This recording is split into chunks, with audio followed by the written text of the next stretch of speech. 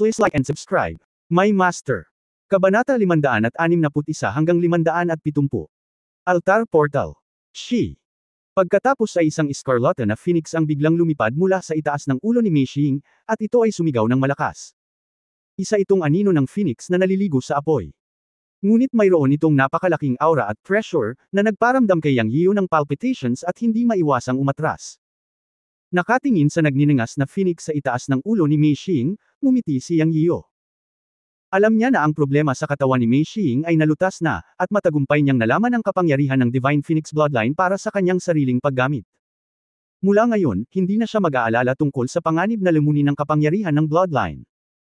Sa kabaligtaran, habang ang kanyang antas ng paglilinang ay tumataas araw-araw, siya ay lalakas at lalakas sa pagsasanib ng kapangyarihan ng Divine Phoenix Bloodline. Ito ay isang tunay na pagsasanib ng Bloodline ni Mei Xing. Kasama ang pamamaraan ng pagkontrol ng apoy na itinuro ni Yang Yiu, mabilis siyang uunlad sa paglilinang ng apoy sa hinaharap. Nakatayo sa tabi at pinapanood si Mei Xing, naramdaman ni Yang Yiu ang malaking kapangyarihan ng Divine Phoenix Fire sa kanya mula sa malayo. Anyway, ito ay mas malakas kaysa sa kanyang tunay na apoy sa isang antas, at siya ay medyo naiinggit sa kanyang puso. Sa mga tuntunin ng pag-atake, kung mayroon kang Divine Phoenix Fire tulad ni Mei Xing, ikaw ay hindi matatalo sa parehong antas. Sa kanyang puso, tinanong niya ang kanyang Panginoon na si Yun Changxi, matanda, maaari bang mabago ang aking tunay na apoy sa hinaharap? Siyempre pwede. Ang tunay na apoy mismo ay ang sarili nitong kapangyarihan. Habang dumarami ang iyong paglilinang, tataas din ang kapangyarihan ng tunay na apoy. Gayunpaman, kung gusto mong mamukod-tangi, dapat mong pagsamahin at lamunin ang kakaibang apoy ng langit at lupa, upang ang iyong tunay na apoy ay lalong lumakas. Kakaibang apoy ng langit at lupa. Sa palagay ko nabanggit mo ito sa huling pagkakataon. Mukhang kailangan ko pang magsikap. Kalokohan, hindi mo pa nga nakakamit ang Golden Core. Kung ikaw ang nasa mundo mo, siguradong okay ka sa Foundation Establishment Stage, pero sa mundo ng cultivation, masasabi ko lang sa'yo na level lang ng isang shop assistant ang Foundation Establishment Stage. I dare say na kahit sa Shanghai World mo, ang Foundation Establishment Stage ay entry level pa lang. Kaya hindi ka maaaring maging kampante, tulad ng maliit na batang babae na pinagsanib ang dugo ng Divine Phoenix sa harap mo. Hindi siya mas mahina kaysa sa iyo ngayon. Ang iyong cultivation level ay para lamang magpakitang gilas sa bilog ng mga sinaunang mandirigma, at malayo ka pa rito. Ang daan ng paglilinang ay malawak at walang hangganan, at ang mga antas ay kasing lawak ng usok, at walang katapusan. Kung hindi ka magsasanay ng husto, kailan ko kaya maaabot ang antas ng isang master? Bumalik sa mundo ng paglilinang. Kailan mo magagawang ibalik ang iyong walang kamatayang katawan at babalik sa malawak na mundo ng paglilinang? Ang iyong Panginoon ay puno ng mga inaasahan para sa iyo. Hindi mo dapat pabayaan ang iyong Panginoon. Kapag bumalik ka sa mundo ng paglilinang sa hinaharap, ibibigay sa iyo ng iyong amo ang lahat ng gusto mo. Kahit na gusto mong maging isang emperador, umupo sa lupain ng mga kagandahan, at magkaroon ng libu-libong mga kagandahan sa iyong harem, maaari mong makamit ang iyong nais. Patuloy na magtrabaho ng husto, anak. Hindi mo dapat kalimutan na ikaw ay aking disipulo, Yun Changxi, at ang iyong layunin sa hinaharap ay ang dagat ng mga bituin. Ngayon ang iyong maliit na mundo ay ang iyong bato.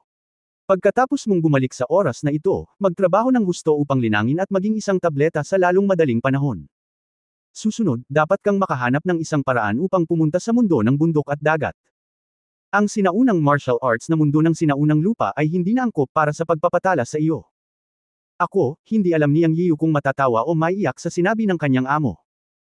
Alam niyang hinihikayat lang siya ng matanda sa pamamagitan ng pakikipag-usap tungkol sa mga dilag sa harem, ngunit, gusto pa rin niyang marinig iyon sa kanyang puso. Pagkatapos ng 2 ubo, sinabi niya, "Bueno, para sa iyo, nagpa siya akong magsanay ng mabuti at pumunta sa mundo ng paglilinang sa lalong madaling panahon. Guro, hindi mo pa alam ang iyong munting iniisip. Ginagawa mo ito para sa hindi mabilang na mga kagandahan sa harem ng mundo ng paglilinang. Mamamatay kang matandang lalaki kung hindi mo sasabihin ang totoo. Ipokrito. Ipokrite ka. Nagpinta ka talaga ng malarosas na larawan para sa akin. Hindi nagsisinungaling si Master. Sino ang nakakaalam? Muling nag-away ang guro at alagad. Pagkaraan ng halos kalahating oras, ang Fire Phoenix sa ulo ni Mei Xing ay sumigaw, at agad na pumasok sa kanyang katawan kasama ang kanyang ulo at nawala, at ang apoy sa kanyang katawan ay nagtagpo rin. Sa oras na ito, nakita ni Yang Yiu na idinilat ni Mei Xing ang kanyang mga mata, at 2 malalim na pulang apoy ang kumislap sa kaibuturan ng kanyang mga mata. Nakita ni Mei Xing ang nag-aalalang mga mata ni Yang Yiu sa sandaling imulat niya ang kanyang mga mata. Kamusta si Yinger? Alam ni Yang Yiyo na ang kanyang problema sa dugo ng Divine Phoenix ay malamang na nalutas na, ngunit nagtanong pa rin siya dahil sa pag-aalala. Tumayo si Mei Xing at yumuko ng malalim kay Yang Yiyo, "Salamat, kapatid na Yang, sa pagbibigay sa akin ng mahika at elixir. Ayos na ang power ng bloodline ko. Si Xing ay walang may susukli sa iyo." Yumuko ng malalim si Mei Xing kay Yang Yiyo habang nagsasalita. Hindi, magkaibigan kami ng kapatid mo, at isinangkot ko siya. Tungkulin kong tulungan ka. Hanggat kaya kitang tulungan, gaganda ang pakiramdam ko. Bumangon ka dali. Sabi ni Yang Yiyo at tinulungang tumayo si Mei Xing. Si Mei Xing ay nasa sabik at naantig. Ang problema ng kanyang bloodline ay congenital problem. Nasa kanya na ito mula pa noong bata pa siya. Sa tuwing umuulit ang kanyang bloodline, mas gugustuhin niyang mamatay kaysa mabuhay.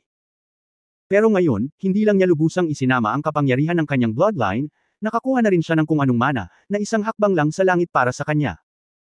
Akala niya noong una ay hindi na siya mabubuhay ng higit sa 3 taon, ngunit ngayon ay narating na niya ang langit sa isang hakbang. Ang lahat ng ito ay biyaya ng pagbibigay sa kanya ni Yang Yiyo ng bagong buhay. Totoong may pagkamuhi siya kay Yang Yiyo dahil sa pagkamatay ng kanyang kapatid, ngunit pagkatapos pag-isipan ito ng mabuti, alam niyang hindi ito kasalanan ni Yang Yiyo. Matapos siyang maliwanagan ng kanyang Panginoon, si Master Miehuin, gumaan ang pakiramdam niya. Wala nang anumang galit kay Yang Yiyo. Alam ni Mei Xing na ang elixir o ang teknik na ibinigay sa kanya ni Yang Yiyo ay ganap na nangunguna. Maging ang sekta ng kanyang Panginoon, si Ma, bilang isa sa 8 sinaunang sekta, ay walang ganoong mga pamamaraan, lalo na ang elixir. Alam ni Mei Xing na gumastos si Yang Yiyo ng maraming pera para gamutin ang kanyang problema sa bloodline. Bagamat sa puso ni Yang Yiyo, ginawa niya ito dahil sa kanyang kapatid na si Mei Jia at Yang Yiyo ay magkaibigan, alam din ni Mei Xing na kung ito ay ibang tao, hinding-hindi niya ito gagastusin ng ganoon kalaking pera. Magagawa ito ni Yang Yiyo, na nagpakita na siya ay isang tunay na mapagmahal at matuwid na tao. Si Mei Xing ay labis na naantig sa kanyang puso. Ang mga nakatagong panganib na sumama sa kanya sa loob ng halos 30 taon ay nawala sa isang galaw. Sa pagkakataong ito, gusto niyang umiyak. Walang nakakaalam kung ano ang naramdaman niya nang bumalik ang kanyang dugo. Ilang beses na niyang naisip na magpakamatay, ngunit ayaw niyang mag-alala ang kanyang mga ninuno, kamag-anak at kaibigan, kaya tiyaga siyang namuhay hanggang ngayon. Sa mga nakalipas na taon, ang backlash ng kanyang dugo ay naging mas seryoso. Alam niya na hindi siya mabubuhay ng higit sa 3 taon. Ang pagbubukas ng lihim na lugar sa Qiangbei sa pagkakataong ito ay talagang huling pagkakataon na ibinigay niya sa sarili. Ngayon parang nakatadhana na ang lahat. Sinabi ni Nan sa kanyang sarili sa kanyang puso, "Ate, pinadala mo ba si Kuya Yang para iligtas ako?" Si Mei Xing ay puno ng damdamin sa sandaling ito. Pagtingin kay Yang Yiyo, bigla niyang naisip na ang lalaking nasa harapan niya ay maaaring ang ipinadala ng kanyang kapatid at ng Diyos para iligtas siya. Nang walang pasasalamat kay Yang Yiyo, gumawa si Mei Xing ng desisyon sa kanyang puso. Nakita ko lang siyang nagsabi, "Brother Yang Yian, masyado akong matigas ang ulo noon. Alam kong wala kang kasalanan sa nangyari sa kapatid ko. Naisip ko na, huwag na nating pag-usapan ito sa hinaharap." Ang galing, ngumiti din si Yang Yian. Gumaan ang pakiramdam niya ng gumaan ang loob ni Mei Xing. Sa oras na ito, hawak pa rin niyang ang kamay ni Mei Xing, at hindi siya bumitaw nang tinulungan niya itong tumayo. Namula si Mei Xing at sinabing, "Brother Yang Yian, bitawan mo muna ang kamay ko. Tutulungan ko si Huxiar at ang munting monghe na mag-detox." Ubo-ubo, nakalimutan ko, awkward na ngumiti si Yang at mabilis na binitawan ang kamay ni Mei Xing. Sa pagtingin sa pulang alchemy pill nang lumingon siya, bumilis ang tibok ng puso ni Yang. Bamulong sa kanyang puso, ang kanyang maliliit na kamay ay napakalambot. Matapos bumuti ang kapangyarihan ng dugo sa katawan, ang detoxification ni Mei Xing sa maliit na monghe at Huxiar ay isang bagay na iwagayway ang kanyang kamay sa mga mata ni Yang Yian.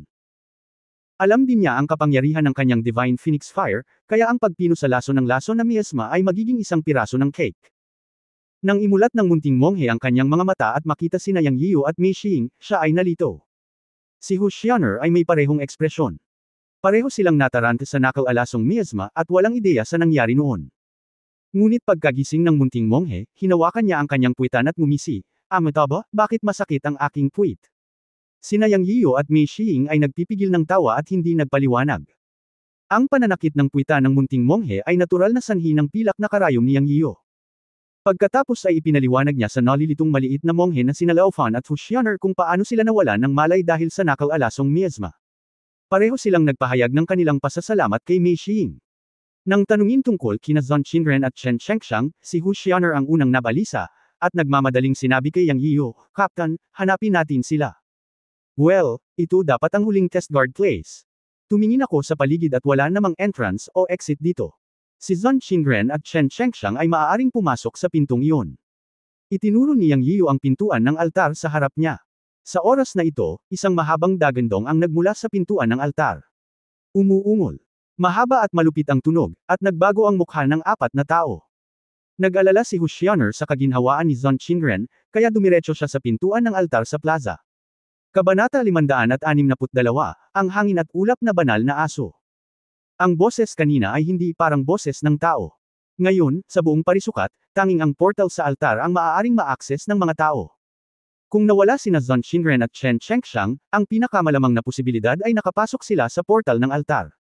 Nag-aalala si Hu Xianer kay Zhon Qinren, kaya natural na siya ang unang sumugod. Bilang kapitan ng grupo, kailangang maging responsable si Yang Yiyu sa lahat, ngunit may mga prioridad. Dati, nag-backfire ang bloodline power ni Mei Xiying, at si Hu Xianer at ang munting monghe na si Lao Fan ay seryosong nalasan, kaya't malulutas lang muna niya ang mga problema nilang tatlo. Kung hindi, hahanapin sana niya sina Zhon Qinren at Chen Chengxiang matagal na ang nakalipas. Hu Xianer, huwag kang pabigla-bigla. Nang makita si Hu Xianer na nagmamadaling pumunta sa altar, sumigaw si Yang Yiyu, "Masyadong kakaiba ang lugar na ito, at ito ang huling direksyon ng apat na pangunahing pagsubok. Sino ang nakakaalam kung anong uri ng panganib ang umiiral?" Ngunit hindi pinansin ni Hu Xianer ang sigaw ni Yang Yiyu, direktang lumipad sa altar, at nawala sa portal ng altar sa isang kisap mata. Tara na! Si Yang Yian ay nagmamadaling lumapit sa malalim na boses, si Mei Xiying at ang munting monghe na si Lao Fan ay sumunod na malapit sa kanyang likuran, at ang tatlong espiritong hayop ay isa-isang tumalon at sumugod kay Yang Yian. Ang maliit na monghe na sina Lao Fan at Mei Xiying ay hindi pa nakita ang tatlong espiritong hayop ni Yang Yian, at ang kanilang mga ekspresyon ay agad na naging tensyonado, at malapit na nilang salakayin ang tatlong espiritong hayop. Dali-dali siyang pinigilan ni Yang Yian at sinabing, "Huwag gawin, ito ang aking mga espiritong hayop." Hiniling ko na sumunod sila bago pumasok sa sikretong lugar, pero hindi sila nagpakita. Casual na paliwanag ni Yang Yian. Ang munting monghe at Mei Xiying ay nirelax ang kanilang mga ekspresyon, nagtataka kung paano sumunod dito ang tatlong espiritong hayop ni Yang Yian. Pakiramdam nito ay hindi masyadong malakas ang aura ng tatlong espiritong hayop, ngunit hindi gaanong nagtanong ang dalawa. Ito ay sikreto ng ibang tao. Sino ang walang sikreto? Tumili. Wangwang. Ang masasayang tatlong espiritong hayop ay umikot sa paligid ni Yang Yian. Matapang si Daor at direktang tumalon sa balikat ni Yang Yian. Parang nakalimutan niya na napag-alitan lang siya. Ang tatlong espiritong hayop ay nakalunok ng isang nirvana pill. Ngayon ay nararamdaman na ni Yang Yiyu ang malakas na pagbabago bagong espiritual sa kanilang mga katawan. Naisip niya na hanggat nandyan siya, hihigop nila ang lahat ng kapangyarihan ng tableta at dapat na makapunta pa. Sa katunayan, sina Daor at Hao Dudo ay nasa isang bottleneck na panahon ng paglago ilang buwan na ang nakalipas. Naniniwala ako na mapapabuti sila pagkatapos lunukan ng nirvana pill. Umakyat silang tatlo sa altar at nakakita ng isang portal na itinayo laban sa bundok. Hugis pamaypay ito at walang pintong bato o kung ano paman. Direkta itong binuksan. Mukhang madilim. Direktang pumasok si Hu Xiaer mula rito. Galing din sa portal na ito ang dagandong kanina. Malamang na nasa loob sina Zhon Qinren at Chen Chengxiang. Amataba, ito ba ang destinasyon ng ating paglalakbay Black Lotus Cave? Ang maliit na monghe ay umawit ng pangalan ng Buddha. Tama ka, ito ang Black Lotus Cave. Itinuro ni Yang Yiyu ang tatlong sinaunang karakter sa tuktok ng portal habang nagsasalita. Ang tatlong karakter dito ay ang tatlong karakter ng Black Lotus Cave. Ang tatlong sinaunang karakter ng Black Lotus Cave ang inukit sa tuktok ng pintong hugis pamaypay na mahigit 6 na metro ang taas. Sa wakas ay nakarating na silang 6 sa kanilang destinasyon matapos maglakad sa buong daan, ngunit 4 na tao na lang ang natira sa pangkat ng 6. Let's go, sana maging okay sila. Sabi ni Yang Yiyu at naunang pumasok. Ang munting monghe na si Lao Fan ay sumunod sa kanyang likuran at nagsabi, nalampasan na natin ang 3 sa 4 na pagsubok, at ang tagapag-alaga ng huling pagsubok ay hindi nagpakita. Sa tingin mo ba ito ay sa Black Lotus Cave? Anong uri ng tagapag-alaga ito? Ito ay malinaw na ang Black Lotus Cave ay ang huling guardian test. Kung ano ito, malalaman natin pagkatapos nating pumasok. Sabi ni Yang Yiyu sa malalim na boses. Wala siyang tiwala sa Black Lotus Cave na kakaharapin niya. Walang nakakaalam kung ano ang nasa Black Lotus Cave.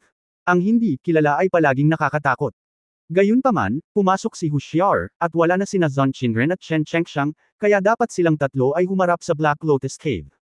Noong una silang pumasok, ang kuweba ay napakadilim, at ang kanilang espiritual na kamalayan ay hindi pa rin magagamit, ngunit pagkatapos ng ilang sandali, ang kanilang paningin ay unti-unting umangkop.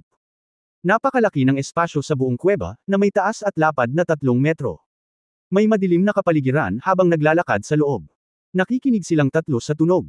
Mahigit 10 minuto ang lumipas, at walang narinig na ingay. Habang nangyayari ito, mas bumibigat ang pakiramdam ni Yang Yian. Si Hushiar ay nauna sa kanilang tatlo, kaya dapat ay may ingay, ngunit walang ingay. Nangangahulugan ito na talagang may kakaiba sa Black Lotus Cave. Maingat na naglakad silang tatlo sa kuweba. Makalipas ang mahigit 10 minuto, biglang sumigaw si Dower Xiangxiang at iwinagayway ang kanyang maliliit na paa sa mga balikat ni Yang Yian, sinabi kay Yang Yian na may isang bagay sa kanyang harapan na nakakatakot sa kanya. Si Dower ay nagtago lamang sa likod ng mga balikat ni Yang Yian, at tila takot na takot sa hindi kilalang pag-iral sa kanyang harapan. Pagkatapos ay umungal din sina Wang Zai at Hao Dudo sa harapan habang nakatalikod ang kanilang buhok. Alam ni Yang Yian na malapit na sila sa kanilang destinasyon. Ang mga espiritong hayop ay kadalasang mas sensitibo kaysa sa mga tao sa mga tuntunin ng pangunawa. Ang pagkabalisa ng tatlong espiritong hayop ay ganap na nagpakita na ang pagsubok sa ika-4 na antas ng Black Lotus Cave ay malapit ng lumitaw. Mag-ingat kayong lahat. Sinabi ni Yang Yian sa munting monghe at Mei Xiying sa tabi niya. Nang matapos siyang magsalita, isang sigaw ang umalangaw-ngaw, parang boses ni Hushiar. Nagbago ang mukha ni Yang Yiu, at binilisan niya ang kanyang lakad at tumakbo pasulong. Anuman ang mangyari sa hinaharap, hindi niya isusuko ang sinuman sa kanyang mga kasamahan.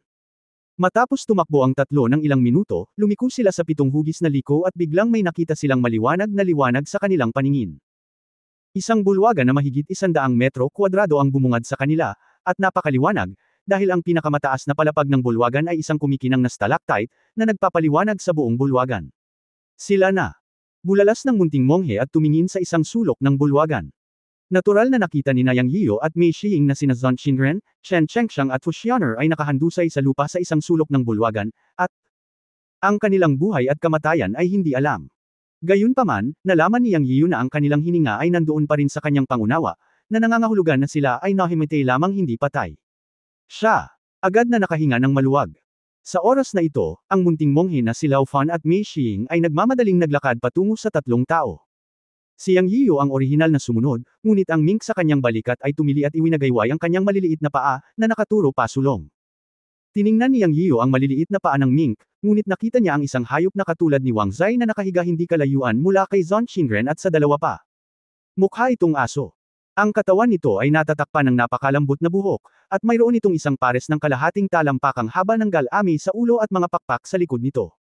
Mukhang napakapamilyar, ngunit hindi ko matindaan kung ano ito sa isang sandali. Ito ay walang alinlangan na isang halimaw, at maaaring ito na ang ika-4 na pagsubok na kanilang haharapin tagapangalaga. Ang ika-4 na antas ay ang tagapag-alaga ng mga halimaw. Ngunit ang maaaring lumitaw dito ay tiyak na hindi isang simpleng aso. Sa isip ni Yang Yiu, tinatawag lang niya itong aso, dahil ang tusong berdeng nilalang na ito, bukod sa mga galami sa ulo at pakpak sa likod, ay parang aso. Sandali, nagmamadaling sabi ni Yang Yiu sa munting monghe at Mei Xiying. Anong problema, Kuya Yang? Tanong ni Mei Xiying sa kanya matapos marinig ng dalawa na sumisigaw si Yang Yiu na huminto. Nasaan ang aso, sabi ni Yang Yiu, itinuro ang halimaw na nakahiga hindi kalayuan sa 3 tao mula sa Zhongqing. Amataba, pinagdikit ng maliit na monghe ang kanyang mga kamay at mabilis na umatras. Alam niyang hindi simple ang halimaw sa bulwagan. Nang makita niya ang daliri ni Yang Yiu, nakita niya ang halimaw na ito na mukhang aso, isang halimaw na walang hininga, at hindi gaanong kahanga-hanga kaysa sa isang ordinaryong alagang aso. Kung gaano ito, mas ipinakita nito na ang halimaw na ito ay pambihira. Habang nakatingin silang tatlo sa halimaw na mukhang aso, umalangaw ang boses na puno ng galit sa bulwagan.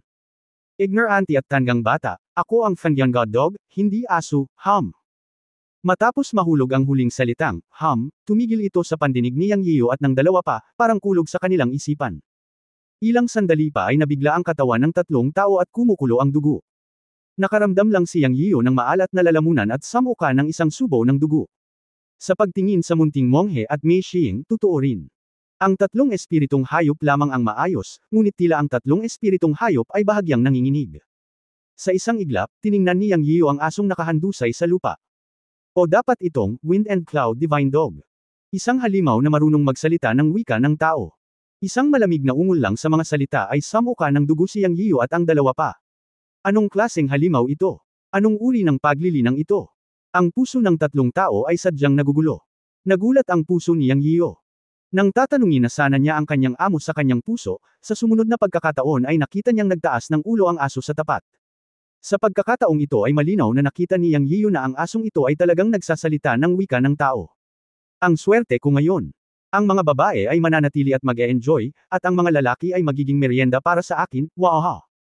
Kabanata 563, ang halimaw na nagsasalita ng wika ng tao. Si Yang Yiyo man, ang batang monghe na si Lao Fan, o si Mei Xing, ito ang unang pagkakataon na nakakita sila ng halimaw na marunong magsalita ng wika ng tao. Napakapangit ng mukha ng lahat. Mas maganda si Yang Yiyo. Sa kabutihang palad, mayroon siyang amo na si Yun Changxi, na nakakaalam ng maraming kakaibang bagay. Natural na alam niya na ang mga halimaw na nagsasalita ng wika ng tao ay karaniwan sa mundo ng paglilinang, at maging ang mga nabagong halimaw ay karaniwan na. Ngunit ang pag-alam ay isang bagay, at ang makita ito ng iyong sariling mga mata ay iba. Kaya nabigla din siya. Hindi ko alam kung anong level na ang halimaw na nasa harapan ko. Anyway, walang hininga, na talagang ginagawang unpredictable si Yang Yiyo. Ang pagsasalita ay maaaring mabigla sa mga tao na samuka ng dugo. Walang alinlangan na ang paglilinang ng halimaw na ito ay lumampas sa kanyang imahinasyon. Sa pagkataranta, biglang nalaman ni Yang Yiyo na may cade ng bakal na kasing kapal ng braso sa leeg ng halimaw na ito, na may mga ron na nakatikip dito. Ang kabilang dulo ng kadena na bakal ay nasa isang plataporma sa pader na bato sa likod ng halimaw, at ito ay tila nakatali sa isang lotus platform. Gamaan ang pakiramdam ni Yang Yiyan sa sandaling ito, iniisip sa sarili, nakulong ba ang halimaw na ito dito? Dahil ba limitado ang saklaw ng paggalaw nito? Sa pag-iisip nito, nagmamadaling sinabi ni Yang Yiyan kay Mei Xing at sa munting monghe, umalis. Gusto niyang subukan kung ito ba ay tulad ng hula niya sa kanyang puso, kung ang halimaw na ito na tinawag ang sarili nitong Wind and Cloud Divine Dog ay talagang may limitadong mobility at kung ito ay nakulong dito. Si Mei Xing at ang munting monghe na si Leffen, na medyo naging nakakatawa kay Yang Yiyan, ay hindi nagatubili na umatras pagkatapos marinig ang sinabi ni Yang Yiyan. Napaatras silang tatlo sa isang iglap. 5 o 6 na metro sa likod ang labasan. Bang! Sa hindi inaasahang pagkakataon, nataman silang tatlo sa isang di nakikitang pader pagkaraan ng ilang metrong pag-atras, nagulat at nananakit ang buong katawan, at napaungol. Tapos na. Hindi ako makalabas. Nakaramdam ng pait si Yang Yiyan sa kanyang puso. Wala siyang makita sa likod niya, ngunit ramdam niya ang malakas na pagbabago-bago ng espiritual na enerhiya. Walang alinlangan na lumitaw ang isang porma sayon o hadlang. Nang ang tatlo sa kanila ay nanlalamig sa kanilang mga puso, ang Fengyan Divine Dog ay tumawa ng malakas at sinabing, mga kabataan, mayroon lamang dalawang pagpipilian sa harap ninyo ngayon. Ang una ay talunin ako, at ipapadala kita sa Lotus Cave para kunin ang mga buto ng Lotus. Makukuha mo ang mahalagang buto ng Lotus at makakaalis ka ng buhay. Ang pangalawa ay ang matalo at maging merienda ko. Waha, kung gusto mo akong talunin, malamang wala ka ng pag-asa sa buhay na ito. Ang pagiging mas malakas kaysa sa iyo ay hindi ko kalaban. Libu-libong taon na itong nangyari, kaya dapat ikaw na lang ang merienda ko. Tama lang na kapag nagtitipon ang lahat, sabay na akong kakain. Tama na, haha. Pagkatapos tumawa ng malakas, nagpatuloy ang halimaw, mga kabataan, alisin ninyo ang inyong mga iniisip. Huwag mong isipin na hindi ko ito kayang harapin dahil nakulong ako ng halimaw na lubad. To tell you the truth, ang buong Black Lotus Mountain ang nasa isip ko. Hindi ako makaalis dito, pero madali kang kontrolin para umalis. Teka, masunurin sa gilid. May isa pang grupo ng mga tao na darating sa likod mo. Pagdating ng lahat ay magsisimula na akong kumain. Matagal na akong hindi kumakain ng karne. Namimiss ko na ang panlasa ng mga tao. Naramdaman ni Yang Yiyo na wala siyang kapangyarihang lumaban sa harap ng halimaw na ito. Ito ay masyadong malakas. Gayunpaman, tiyak na dahil narinig niya ang mga salita ng halimaw kaya natahimik siya. Dahil ang halimaw ay nagpahayag ng dalawang malinaw na kahulugan sa kanyang puso. Una, inayos siya dito para sa ika-4 na pagsubok. Hanggat natalo niya ang halimaw, hindi lang niya makukuha ang mga buto ng Lotus ng Black Lotus Cave, kundi makaalis din. Siyempre, ang premise ay maaari siyang manalo. Ang tatlong tao ng Zonqing na nakahandusay sa lupa ay maaaring nakipag-away sa halimaw, ngunit ang resulta ay kitang-kita. Ang tatlong taong nakahandusay sa lupa ay hindi kalaban ng halimaw. Kung hindi sila manalo, isa lang ang paraan, at ang wakas ay kainin ng halimaw. Kaya sa ngayon, hindi manganganib ang kanilang buhay. May puwang para sa pagmamaniobra hanggat may oras. Hindi hahayaan ni Yang Yiyo ang kanyang sarili na maging pagkain ng halimaw. Kasabay nito, isinumpa niya ang matandang si Jiexian sa paghuhukay ng malaking butas para sa sarili. Sa sinabi pa lang ng halimaw na kumalat ang divine consciousness sa buong Black Lotus Mountain, may isip na ang halimaw ay napakalakas na hindi nila ito kayang harapin, kaya naghinala pa siya na sadyang hinayaan sila ng matandang si Jiaxian na mamatay. Pangalawa, sa sinabi ng halimaw, may tao sa likod nila. Sino ito? Naisip na ito ni Yang Yiyo. Naroon lamang ang matandang lama at si Ding Changfeng at ang kanyang partido. Mula noong gabi nang mapanood nila ang inscription sa Blackstone Forest, nawala ang matandang lama at ang kanyang grupo at hindi na lumabas para manggulo. Ngayon ay tila sinusundan na sila, at hinabol pa sila hanggang sa Black Lotus Cave. Gayunpaman, naisip ni Yang Yiyu kung ano ang magiging ekspresyon ng matandang lama kapag nabangga niya ang isang makapangyarihang Fengyan God Dog pagkatapos humabol sa Black Lotus Cave. Siguradong sobrang exciting. May isip na gustong sundan ng matandang lama at ng kanyang mga tauhan ang anim sa kanila upang mamitis ng mga mailakotan, ngunit wala sa kanila ang mag-aakalang may makapangyarihang halimaw na magbabantay sa Black Lotus Cave, at ito ay isang halimaw na maaaring nakamamatay. Sa pagharap sa pagsubok sa huling antas na ito, si Yang Yiyu ay wala ring magawa, ngunit hindi siya uupo at maghintay sa kamatayan. Sa isang kislap ng pilak na ilaw sa kanyang kamay, ang Dragon Slaying Sword ay nasa kanyang kamay, at bigla niyang inihampas ang espada sa hindi nakikitang hadlang sa kanyang likuran. Bang! Isang malakas na ingay ang tumunog, at nagulat siya at masakit ang kanyang bibig ng tigre. Ngunit umiiral pa rin ang balakid ng 5 elemento sa likod niya. Sa oras na ito, ang halimaw ay nagsabi ng mapanuksong, "Anak, huwag mong sayangin ang iyong lakas. Maaaring hindi mo masira ang kapangyarihan ng aking hadlang kahit na magsanay ka ng libu-libong taon. I-save ang iyong enerhiya." Isang pakiramdam ng kawalan ng kapangyarihan ang lumitaw, at alam ni Yang Yiyu na tama ang halimaw. Malakas ang kapangyarihan ng harang at natural niyang masusubok ito gamit ang espadang ito. Ha! Sa isip ni Yang Yian, dahil ikaw ang nagbabantay sa halimaw na ito dito, at ito ay nakatali rin ng ilang uri ng chain trap ng halimaw, tiyak na may mga kahinaan ito. Paano siya uupo at maghihintay sa kamatayan nang hindi sinusubukan ang lakas ng halimaw? Siya! Agad na sumangot ng malamig, nilaslas ang halimaw gamit ang isang espada, at sumigaw sa maliit na monghe at Meishing gamit ang kanyang kamay, "Subukan mo." Nang matapos siyang magsalita, ang mga buto ng kanyang kanang kamay ay nagsimulang umungal, kamay na nakakaakit ng buwan. Natigilan ang munting monghe at Meishing nang marinig nila ang sigaw ni Yang Yian, ngunit matapos makita ang kilos ni Yang Yian, inatake din nilang dalawa ang halimaw. Maging ang 3 ulo na espiritong hayop ni Yang Yian ay sumunod kay Yang Yian at sumugod patungo sa Fengyan God Dog. Pinapatay ng tiyang ang Buddha ang halimaw, hinimok ng munting monghe na si Lao Fan ang isang malaking halaga ng puting liwanag na may hawak na tiyangang pearl. Sa pagkakataong ito ay hindi niya tinakasan ang tiyangang pearl, ngunit hinawakan ito sa kanyang kamay at binigkas ang spell, na bumubuo ng selyo gamit ang isang kamay. Isang anino ni Buddha ang lumitaw sa kanyang likuran, at biglang sinampal ng munting monghe ang halimaw gamit ang isang palad. Tila ang multo ng Buddha ay nagtama ng isang palad, na 3 metro ang haba. Nagpakawala ng mahabang sipol si Meishing, iniunat ang kanyang mga braso at gumawa ng lumilipad na kilos.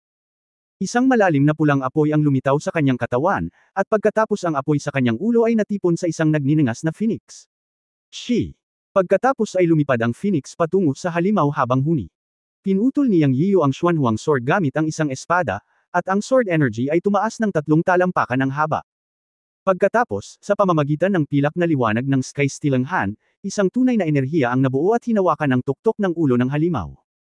Halos sa isang iglap, ang mga pag-atake ng 3 tao at 3 espiritong hayop ay natatakpan lahat ng Fengyan God Dog. Sa oras na ito, lumitaw ang isang eksenang nagpasindek kay Yang Yiyu. Wala man lang intensyon na umiwas ang halimaw, bagkus ay tumingin lang sa kanilang 3 ng kulay berde at malamlam na mata. Naramdaman ni Yang Yiyu na ang Fengyan God Dog ay ganap na nakatingin sa kanya, o mas tumpak, sa Dragon Slaying Sword sa kanyang kamay. Nang malapit nang mahulog ang mga pag-atake ng lahat sa halimaw, nakita ni Yang Yiyu na sa wakas ay gumalaw ito. Umuungol. Ibinuko lang ng Fengyan God Dog ang bibig nito at umungal. Pagkatapos ay isang malakas na alon ng espiritual na enerhiya ang lumabas mula sa bibig ng Fengyan God Dog. Sa isang dagandong, naramdaman ni Yang Yiyu na parang isang mabigat na martilyo at lumipad pabalik ng hindi sinasadya. Wow! Wow wow! Ang pag-atake ng 3 tao at 3 espiritong hayop ay bumagsak sa isang iglap sa dagandong ng Fengyan God Dog.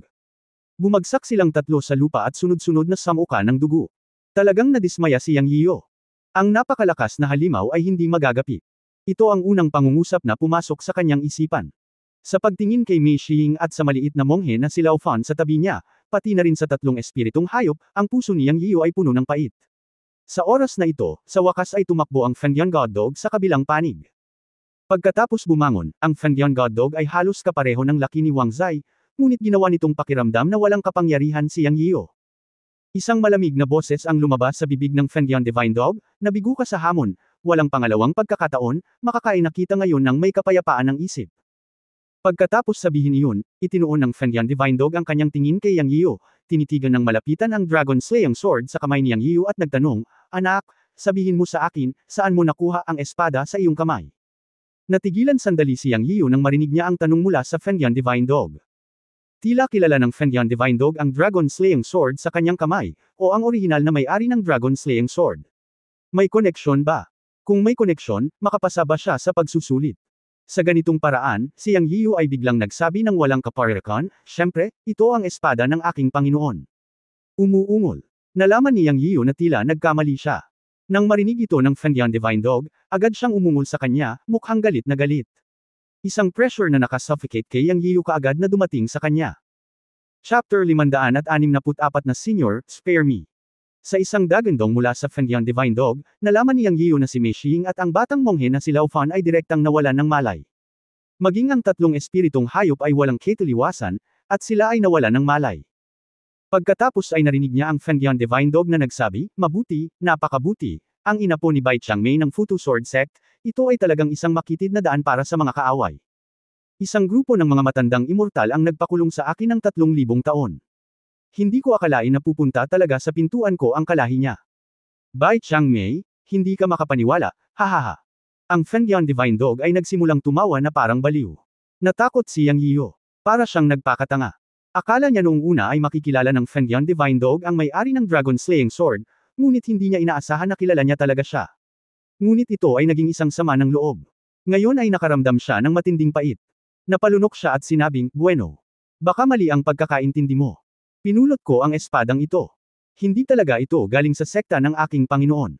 Ang sekta ng aking Panginoon ay Yunmen at walang kinalaman sa may-ari ng espadang ito." Hahaha, tinitigan ng Fengdian Divine Dog si Yang Yiyo gamit ang berde nitong mga mata at tumawa ng kakaiba, pagkatapos ay sinabing, "Anak, sa tingin mo ba ay bata ako? Napakadaling lokohin.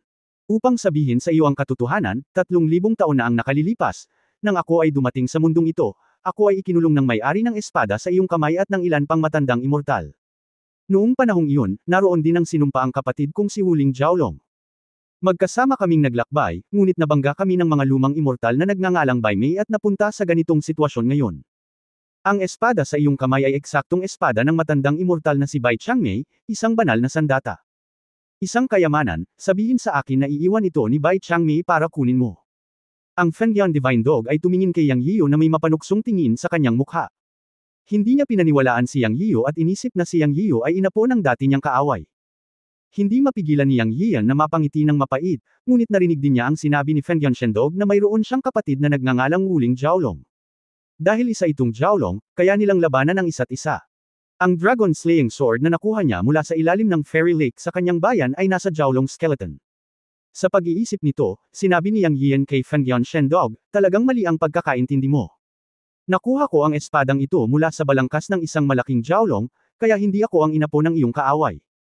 Anong sabi mo?" Sa oras na ito, ang mga boses ng Fengdian Shendogs ay tumaas ng 8 decibel, at biglang nagbago ang mga boses. Nagulat si Yang Yiyan, at nakitang nagtaas ng kuko si Fengdian Shendog, at sa sumunod na sandali ay isang malaking suction ang lumabas sa kanyang katawan, at naramdaman ni Yang Yiyan ang kanyang katawan na lumilipad patungo sa Fengdian Shendog nang hindi sinasadya. Bang! Ang buong katawan ni Yang Yiyan ay bumagsak, na parabang nataman siya ng mabigat na martilyo, at ang kanyang katawan ay naging mabigat, at pagkatapos ay natagpuan niya na siya ay naipit sa ilalim ng mga kuko ng Fengdian Shendog. Pagkatapos, umungal si Fengdian God Dog at nagtanong, "Anong kalansay ng dragon ito, bata? Sabihin mo sa akin ng malinaw, kung hindi, huhuberin ko ang iyong kaluluwa at pahirapan ka sa purgatorio." Narinig ni Yang Yiyan na ang Fengdian God Dog ay tila nasa sabik at kinakabahan. Pagkatapos mag-isip tungkol dito, naunawaan niya kung bakit nasa sabik si Fengdian God Dog. Ayon sa kanya, ang kanyang kapatid ay isang dragon, at ang kalansay ng dragon sa ilalim ng fairy pond sa kanyang bayan ay malamang na kapatid ni Fengdian God Dog. Isa na itong kalansay, ibig sabihin ay patay na siya. Hindi nakakagulat na si Fengdian God Dog ay nasa sabik. Gayunpaman, si Yang Yiyan ay palaging dinidiin ng mga kuko ng Fengdian God Dog, at halos masuffocate siya sa ilalim ng malakas na presyon, ngunit hindi siya naglakas loob na matuwa ng labis, at nagmamadaling sinabi, ang nakita ko ay isang kalansay ng isang dragon na nasa ikawalong antas. Naalala ni Yang Yian na sinabi ng kanyang amo na ang dragon ay isang ikawalong antas na halimaw. Umuungol.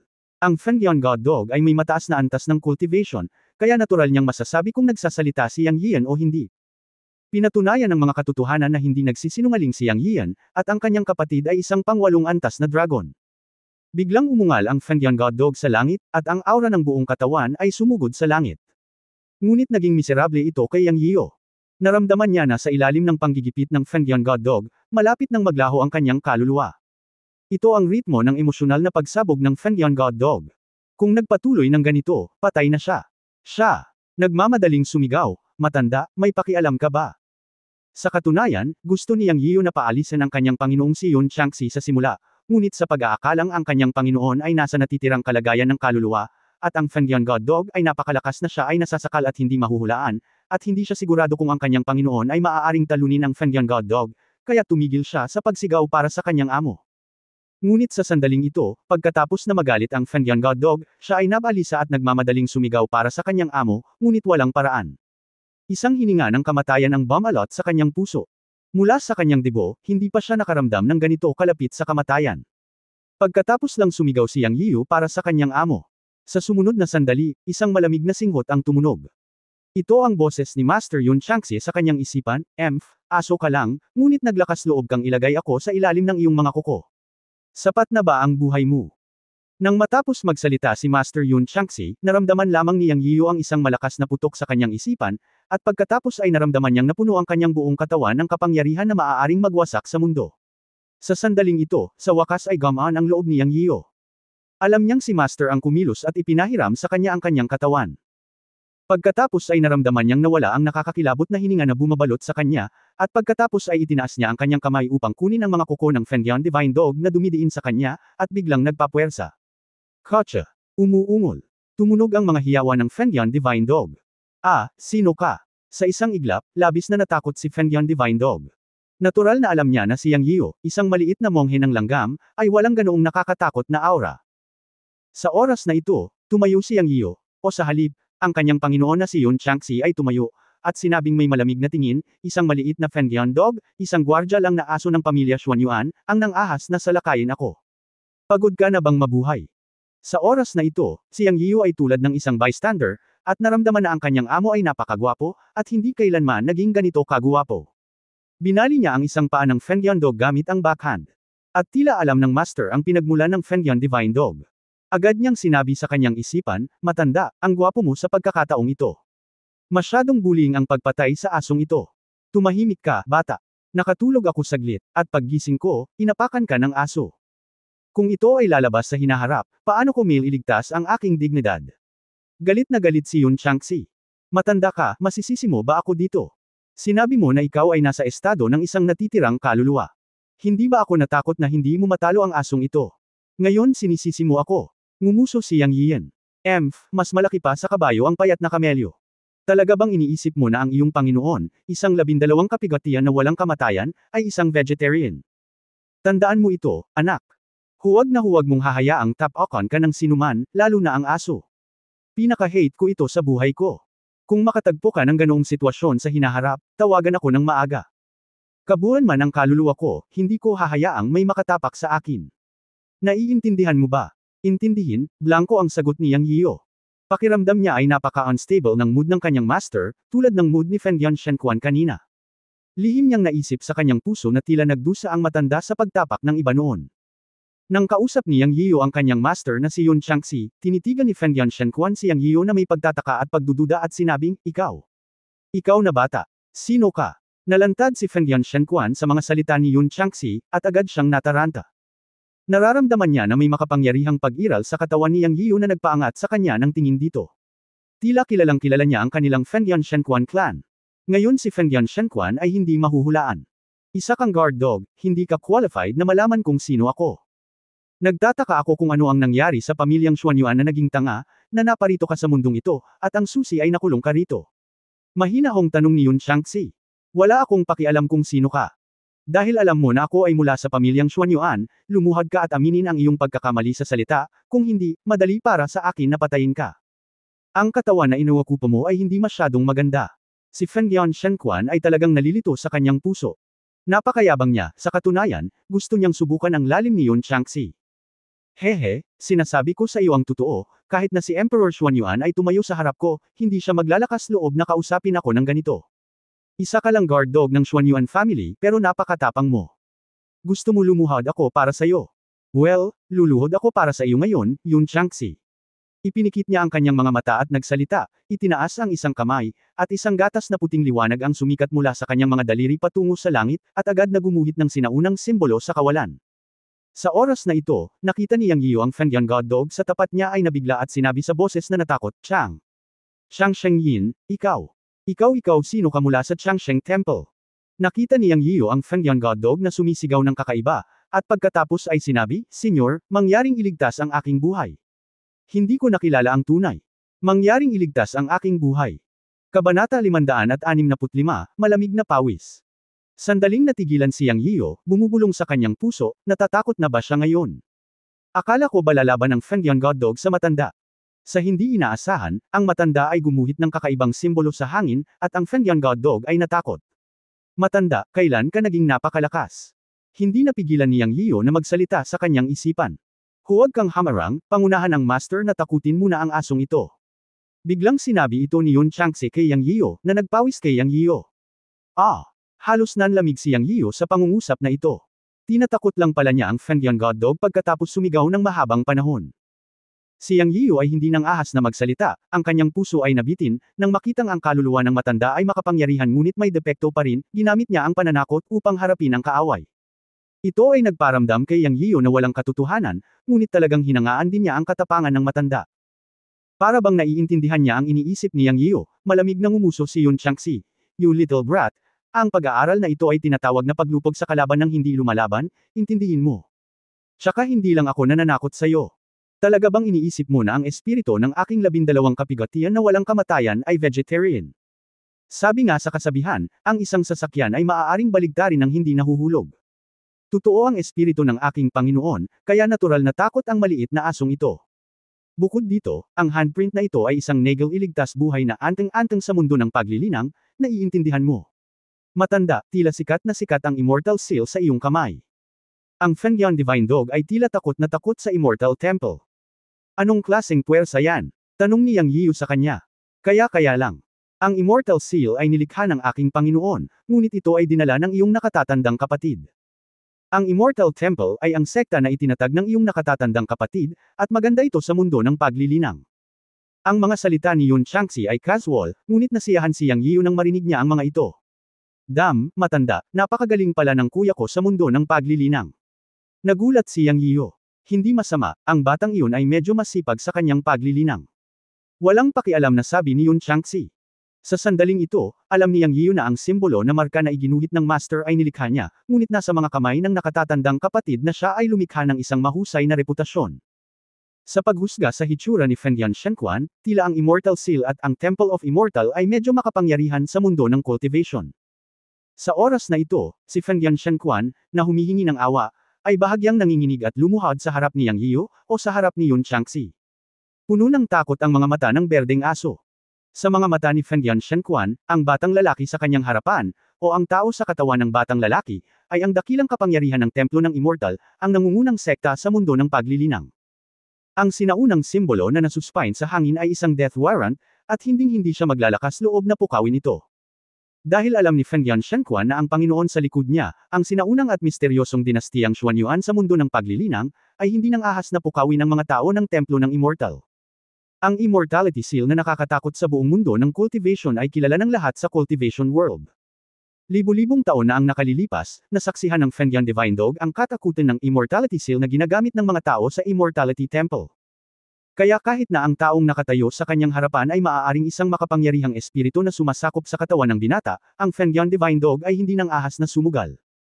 Bukod dito, ang pinakamatandang prinsesa ng Xuanyuan Royal Family ay asawa ng may-ari ng Immortality Temple. Ang dalawang pamilya ay may malalim na koneksyon. Bilang guardian beast ng Xuanyuan Dynasty, ang Fengyuan Divine Dog Clan ay naging tapat sa pamilya Xuanyuan sa mga henerasyon. Ngayong alam na nila na ang makapangyarihang tao sa harapan nila ay may kaugnayan sa Immortality Temple, hindi sila nang ahas na kumilos ng padalos-dalos. Nakaluhod sa lupa, sinabi ni Fengyuan Divine Dog, si Fengyuan Yelang, ang guardian beast ng Xuanyuan Dynasty, ay humihingi ng tawad. Ang Immortality Seal na ginawa ni Yun Changxi ay hindi nawala, at siya ay sumangot ng malamig at sinabi, nagdepekto ka ba sa pamilya Xuanyuan? Ang Divine Dog na tinawag ang kanyang sarili na Fengyuan Yelang ay nagmamadaling umiling, hindi, inutusan akong pumunta sa Origin Realm para imbestigahan ang God's Cemetery 3,000 taon na ang nakararaan. Ang aking pamilya ng Fengyuan Divine Dog ay naging tagapag-alaga na hayop ng Xuanyuan Imperial Family sa loob ng maraming henerasyon. Paano ako magtatraidor? Nagmamadaling paliwanag ni Fengyuan Yelang. Sementeryo ng Diyos. Anong nangyayari? Ipaliwanag mo ng malinaw. Tanong ni Yun Changxi. Sinasabi na noong huling panahon, ang mundo ay nagkaroon ng sakuna ng mga Diyos at tao, at ang lahat ng mga Diyos ay nahulog. Nang maglaon, lahat sila ay inilibing sa isang mundo na tinatawag na God's Cemetery. Alam ng ilang sinaunang puwersa sa mundo ng paglilinang ang lihim na ito. Inutusan ako ni Emperor Xuanyuan na imbestigahan ang kinaroroonan ng God's Cemetery, ngunit hindi ko inaasahan na may mga master na nagbabantay sa mundong ito. Ibig sabihin, ang mga taong pinamumunuan ng walang kamatayang si Bai Changmei. Sa huli, kami ng kapatid kong si Wuling Jiaolong ay hinabol at pinatay nila. Nahuli ako at pinigilan ulit. Ayon sa walang kamatayang si Bai Changmei, pinabantayan ako dito. Hanggat may makakatalo sa akin at kunin ang mga buto ng lotus mula sa Black Lotus Cave sa hinaharap, makakatakas ako. 3,000 taon na ang nakalipas. Patay na ang kapatid ko ngayon. Gusto ko talagang bumalik sa mundo ng paglilinang. Nakikiusap ako sa nakatatanda na magpakita ng awa at iligtas ako. Yumuko si Feng Yunyel ang kay Zong habang nagsasalita. Ngunit hindi gumalaw si Yun Changxi, at patuloy na nagtanong, sinasabi mo ba na ito ang pinagmulan ng mundo? Oo, alam din ni Senior. Blanco ang tanong ni Feng Yunyel ang. Kalokohan, ang alamat ng Origin Realm ay umiikot sa mundo ng paglilinang, ngunit hindi ko inaasahan na narito ito. Alam ito ng pamilya Xuanyuan. Sabihin mo sa akin, natagpuan mo na ba ang sementeryo ng komunidad? Ano ang nasa God's Cemetery? Tanong ni Yun Changxi. Feng Yunyel ang. Umiling at sinabing, walang clue. Ang alam ko lang ay nasa Origin Realm ang God's Cemetery, pero hindi ko nalaman na ang God's Cemetery ay nasa God's Cemetery on Earth. Walang nakakaalam. Nabalitaan ko sa pamilya ko na ang God's Cemetery ay kung saan inililibing ang mga Diyos at tao, at mayroon ding mga sikreto ng pagiging immortal at Diyos. Lahat ng tao sa buong mundo ng paglilinang ay gustong malaman, ngunit walang bakas. Ang ilang mga tao ay hindi alam kung nasaan ang pinagmulan na realm. Baka wala talaga ang God's Cemetery. Anyway, hindi ko nahanap. Gayunpaman, hindi malamang na sabihin na wala ito, dahil 3,000 taon na ang nakalilipas, ang matandang immortal na si Bai Changmei ay nag-claim na siya ang tagapag-alaga ng Origin Realm, at malamang na alam niya ang lokasyon ng God's Cemetery. Sinabi ni Feng Yunyel ang kanyang hinuha. Nagmuni-muni si Yun Changxi at sinabing, baka pabalat lang. Maraming mga tao sa mundo ng paglilinang ay halos hindi maaaring maging mga immortal sa kanilang buhay, lalo pat maging mga Diyos. Ito ay isang panaginip. Pero ang cultivation mo ay mahayana din, bakit ka kinulong dito ng Bai Changmei na yan? Mas mataas ba ang cultivation ni Bai Changmei kaysa sa iyo? Ako, nahulog lang ako sa bitag ni Bai Changmei. Pinangunahan niya ang mga tao upang kubkuban ang aking kapatid na si Wuling Jiaolong. Maaari lamang akong maging maingat at sumuko sa matandang immortal na iyon, hindi sinasadyang sabi ni Feng Yunyel ang. Hahamatigas pa rin ang ulo mo. Nakita ko na ang Jiaolong na binanggit mo. Isa itong ikawalong antas na halimaw. Ang paglilinang nito ay mas mataas kaysa sa iyo, ngunit ito ay pinatay pa rin. Paano ka magiging maingat? Tinuwanan siya ni Yun Changxi nang walang pag-aalinlangan. Hehe. Hindi naman ganoon kataas ang cultivation ni Bai Changmei.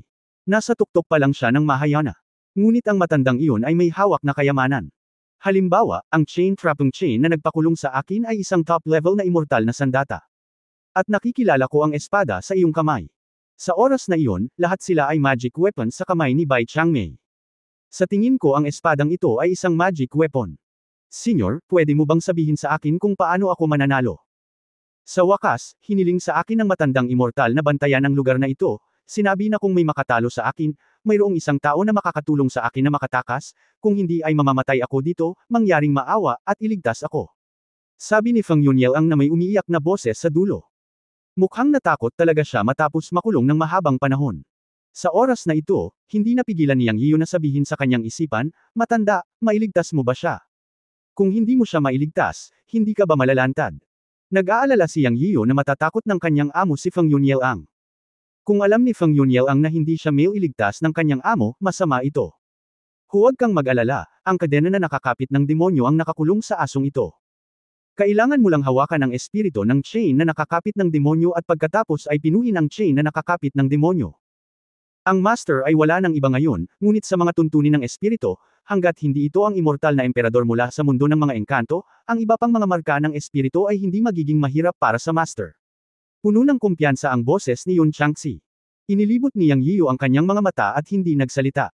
Dahil sigurado ang amo, nakahinga siya ng maluwag.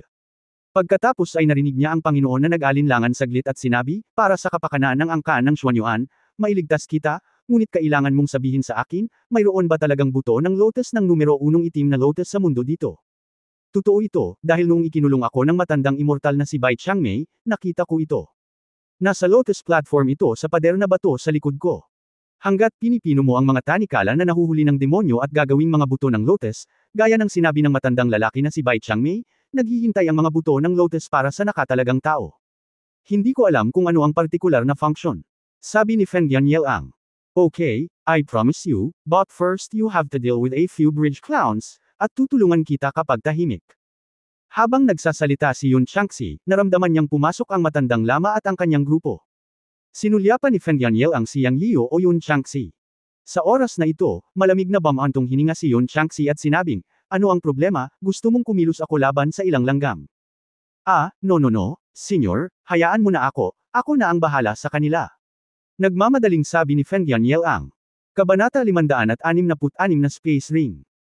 Ang matandang lama at ang kanyang partido ay sumunod ng malapit sa likod ni Yang Yiyo at ng iba pa upang maging dilaw na ibon, ngunit sa mahigit 30 katao sa kanilang partido, 6 na tao na lamang ang naiwan pagkatapos nilang lumabas sa sinaunang daan ng makamandag na miasma. Ang laso ng makamandag na miasma ay maaaring makaapekto kay Yang Yiyo at sa iba pa, at natural na maaari rin itong makaapekto sa matandang lama at sa kanyang partido. Ang kahihinatnan ng pagkawala ng kanilang pag-iisip ay ang pagpatay sa isa't isa. 6 na tao na lang ang natitira sa mahigit 30 katao. Kahit na ang matandang lama at si Ding Changfeng ay walang magic na sandata na ibinigay ng kanilang mga ninuno, malamang na magpatayan sila. Pagkapasok ng 6 na tao sa bulwagan, natigilan sila nang makita nila ang sitwasyon sa bulwagan, at pagkatapos ay nagtawanan sila, dahil nakita nila iyon sa bulwagan, maliban kay Yang Yiyo na nakatayo pa rin, ang munting monghe at iba pa ay nakahiga sa lupa, at tila wala silang malay. Pagkatapos ay sinabi ng matandang lama na may masamang tingin, Yang Yiyo, ibigay mo ang mga buto ng itim na lotus at ililigtas ko ang iyong buhay. Biglang gustong tumawa ni Yang Yiyo, ngunit sa sandaling ito ang kanyang katawan ay kinuha ng kanyang amo, at alam din niyang ngumiti sa dagat ng kamalayan. Hindi na siya makapaghintay na makita kung ano ang magiging hitsura ng matandang lama at ng iba pa kapag kaharap nila ang banal na aso ni Feng Yan. Hindi alam ng matandang lama Bolda na kaharap nila ang Panginoon ni Yang Yiyan na si Yun Changxi. Nang marinig ang mga pananakot ng matandang lama, hindi man lang nakita ni Yang Yiyan ang anino ng mga buto ng lotus. Kahit may mga buto siya ng lotus sa katawan, hindi niya ito ibibigay. Ngumisi siya sa kanyang puso. Hindi maganda ang ugali ng kanyang amo. Masyado siyang dominanti. Oo naman, sinabi ni Yun Changxi, Kwak, bakit malamig pa rin si Feng Yan? Senyor, hayaan mo na ako. Sabi ni Feng Yunyel-ang, at pagkatapos ay ibinuko niya ang kanyang bibig at napaungol sa matandang lama at sa 6 na tao. Umuungol. Sa oras na ito, nalaman ng matandang lama at ng iba pa na may isang asong asul ang buhok sa tabi ni Yang Yiyan. Nang marinig nila na ang aso ay nagsasalita ng mga salita ng tao, ang matandang lama at ang kanyang grupo ay nagpaliwanag na sila ay nabigla. Ang mga nakakapagsalita ng mga salita ng tao ay dapat na mga halimaw. Sila. Masama ang pakiramdam sa sandaling iyon at gustong tumakas. Ngunit ang paghakbang sa bulwagan ay katumbas ng pagtapak sa teritoryo ng banal na aso ni Feng Yan. Paano nila hinayaang tumakas sila? Nang lumingon ang matandang lama, nakita niya ang asul na aso na bamuka ang bibig at umungal, na ikinagulat ng kanilang mga kaluluwa. Umaakyat ang dugo sa kanilang katawan, parang kulog sa kanilang isipan. Puff puff puff. Isa-isa silang nagsuka ng dugo. Si Yang Yiyo, na maingat na nanunood, ay nakalanghap din ng malamig na hangin. Hindi niya inaasahan na ang target na dagandong ng Feng Yan Divine Dog ay magiging napakalakas. Naalala ko na sinabi ni Master noon na si Feng Yunyel-ang ay isang Mahayana cultivator. Para sa mga magsasaka ng Mahayana, natural niyang alam na ito ang pinakamakapangyarihan at pinakamataas na antas ng magsasaka sa larangan ng paglilinang. Siya. Bumulong sa kanyang isipan, oh my God, napakalakas nito, hindi ba? Mahayana lang, gaano kalakas, direktang tugon ni Master Yun Changxi kay Yang Yiyo. Matandang lalaki, nakita ko sa mga klasiko na ang Mahayana ay tila ang pinakamataas na larangan ng paglilinang, tama ba? Bakit hindi ito makapangyarihan? Inilibot ni Yang Yiyo ang kanyang mga mata at sinabing, nasa foundation building stage pa lang siya ngayon, at malayo pa ang mararating mula sa Mahayana. Sa kanyang mga mata, si Mahayana ay napakalayo. Masasabi lang sa iyo ni Master na sa mundo ng paglilinang, ang ika-5 o ika-6 na antas na walang kamatayan ay maihahambing sa isang magsasaka ng Mahayana, kaya dapat kang maging mas bukas ang isipan. Malayo pa ang lalakbayin mo, at ang maliit na Mahayana ay hindi mo layunin. Direktang sabi ni Yun Changxi, puno ng pagmamataas ang kanyang mga salita. Sumipsip si Yang Yiyu sa malamig na hangin. Masyadong maraming impormasyon ang mga salita ng matanda. Ayon sa kanyang mga salita na ang ika-5 o ika-6 na antas na walang kamatayan ay maihahambing sa isang Mahayana, mahirap para kay Yang Yiyu na isipin kung anong antas ang 12 kapighatiang immortal ng matanda. Hindi niya lubos maisip. Hindi nakakagulat na madalas siyang nagsasalita sa isang mayabang na tono. Nabigla sa sinabi ng matanda, hindi alam ni Yang Yiyu kung paano gumawa ng dahilan sa mahabang panahon.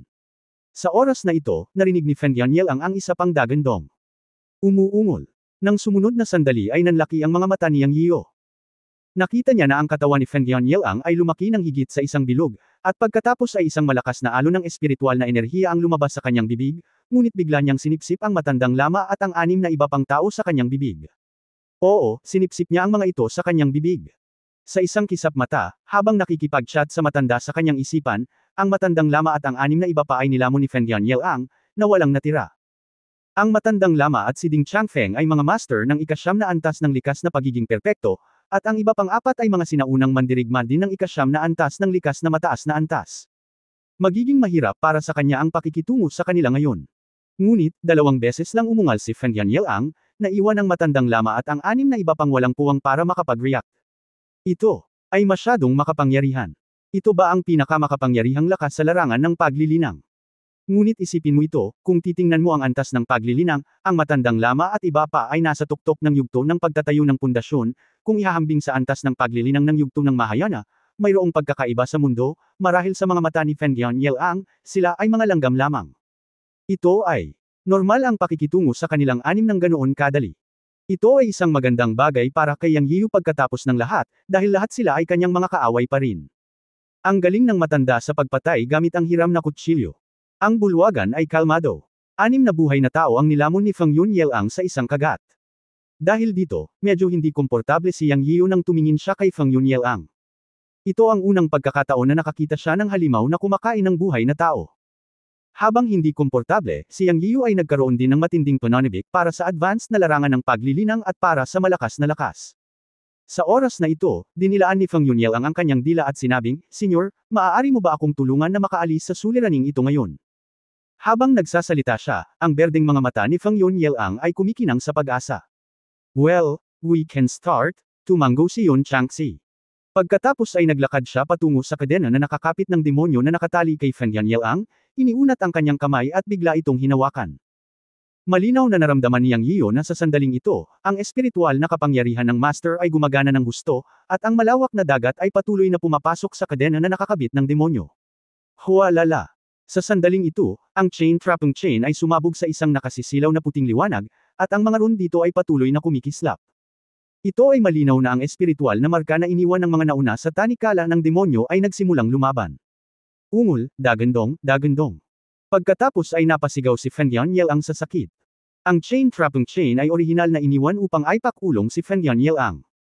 Ngayong pilit ng binura ng Master ang espiritual na marka ng kadena na naghuhukay ng demonyo, normal na para sa espiritual na marka na mag-backfire at madamay si Feng Yanliang.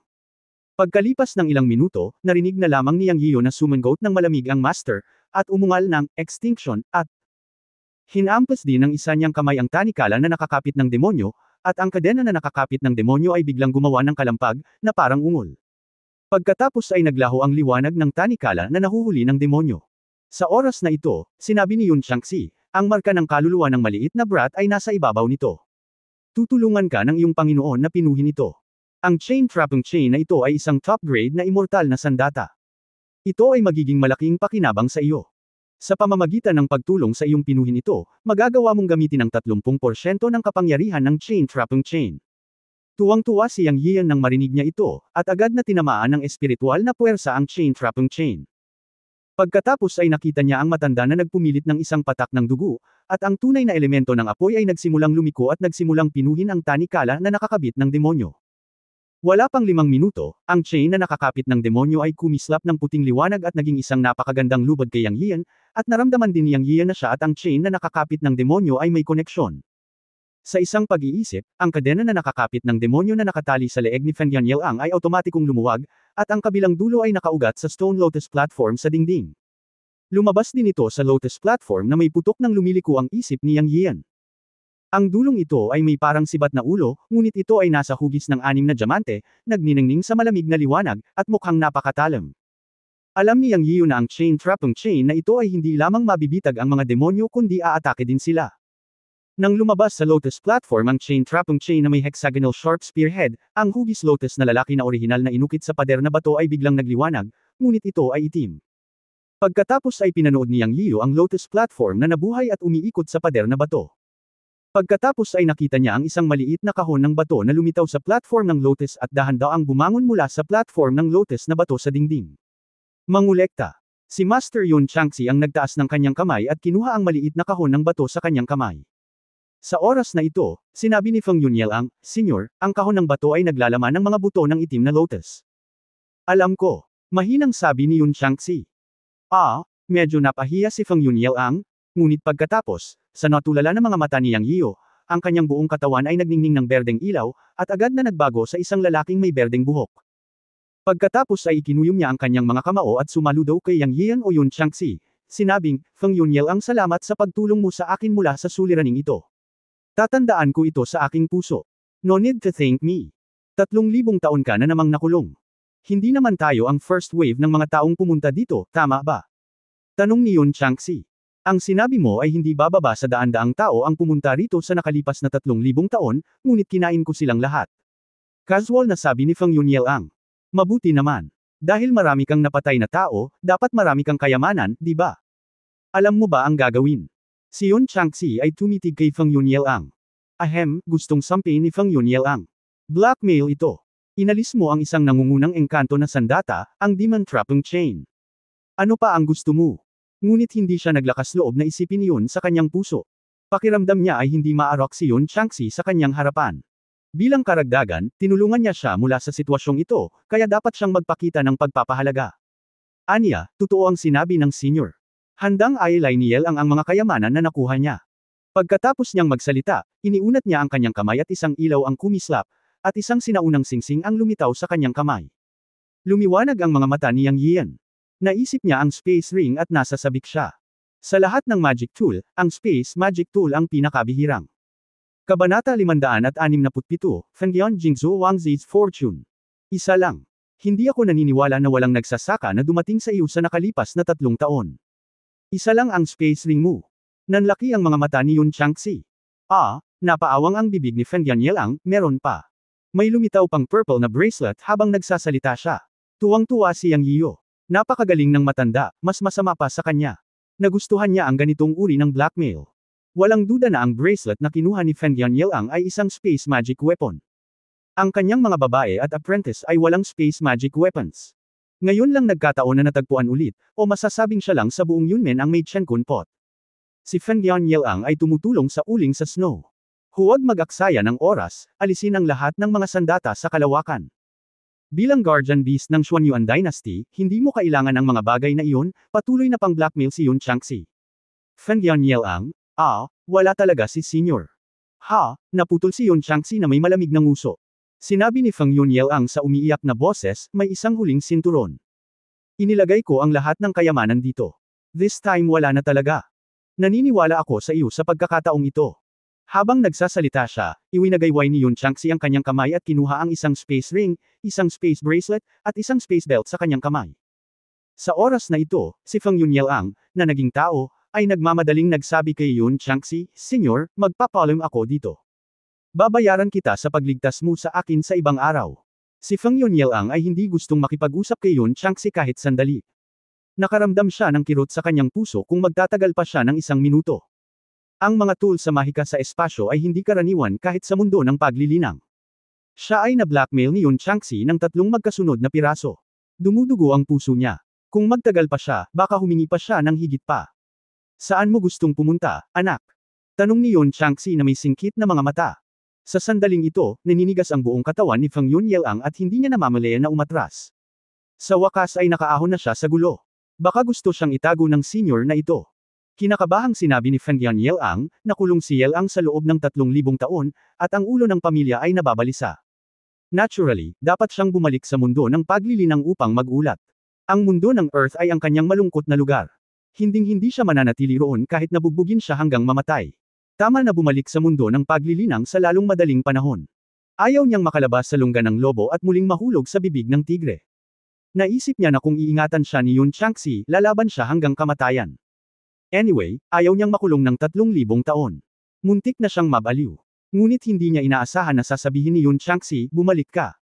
Oo, kinakabahang sabi ni Feng Yunyang. Magandang bumalik, ngunit bago ka umalis, sabihin sa akin kung ano ang nangyayari sa daanan na binabantayan ng ilang mga sinaunang mandirigma dito. Tinanong ito ni Yun Changxi sa ngalan ng kanyang apprentice na si Yang Yio. Nakahinga ng maluwag si Feng Yunyang. Hanggat hindi siya naiwan, madali itong harapin. Nagmamadali niyang sinabi, ang pag-uulat sa nakatatanda, iyon ay isang maliit na mundo, at isa ring mundo ng sibilisasyon sa paglilinang. Ito ay malapit na nauugnay sa lupa. Ang mga sinaunang mandirigma na nagbabantay dito ay hindi kasing taas ng Jindan cultivation.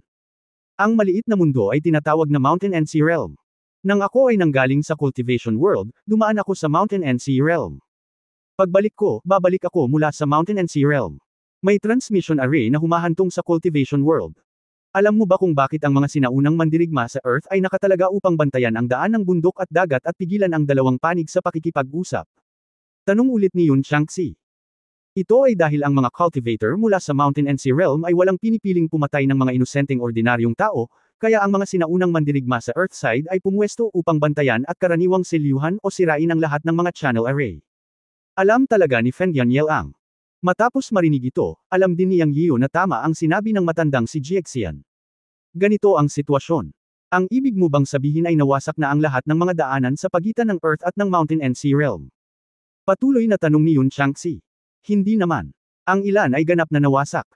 Ngunit ang lihim na kaharian dito ay isang daanan na isang sinaunang porma sayon, at maaari itong mailipat sa magkabilang direksyon. Ang mga sinaunang mandirigma dito ay hindi maaaring sirain ito sa lahat, at maaari lamang itong selyuhan ng mga porma sayon. Kaya't ang mga sinaunang mandirigma na nakatalaga dito ay sinubukan ng lahat ng paraan upang makuha ang mga buto ng itim na lotus.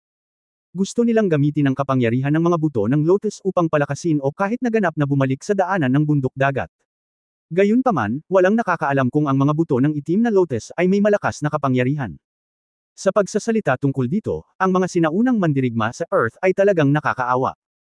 Sa tuwing ang mga magsasaka mula sa kabundukan dagat na kaharian ay darating sa Earth, sila ay magpapasimula ng isang madugong bagyo, at ang Earth dito ay mayroon lamang sinaunang martial arts na pamana. Sa isang tunay na laban, hindi sila kalaban ng mga tao mula sa kaharian ng bundok dagat, at kailangan silang itaboy sa bawat oras. 1,000 taon lamang ang nakalilipas, maraming makapangyarihang sinaunang mandirigma ang lumitaw sa Earth at nakapasok sa virtual na kaharian. Nagkaisa sila upang sirain ang lahat ng mga channel ng Mountain at Sea Realm, at tinatakan ng mga natatakan, na ginawang ligtas ang Earth.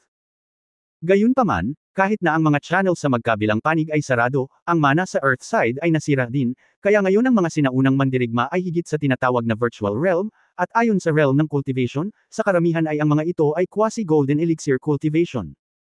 3,000 taon na ang nakalilipas sa aking mundo, mayroon pa ring makapangyarihang mga sinaunang mandirigma. Ngayon nasira ang mana. Sa katunayan, ang Mountain at Sea Realm at ang Earth ay isang pamilya, at maraming mga pamana sa Earth ang ipinasa mula sa Mountain at Sea Realm. Kung ang Mountain and Sea Realm ay hindi nakapatay ng masyadong maraming tao dito, hindi sana sarado ang mga channel. Kung tutuusin, ang mga sinaunang mandirigma at ang mga magsasaka ay may parehong wakas. Pagkatapos makinig kay Feng Yunyang, si Yang Yio ay lihim na tumanggaw sa kanyang puso, na halos kapareho ng sinabi ng matandang si Jiaxian noong panahong iyon. Nagtanong muli si Yun Changxi, dahil ang Mountain at Sea Realm at ang Earth ay hiwalay, bakit ang mga tao mula sa Mountain at Sea Realm ay patuloy na pumupunta sa Earth?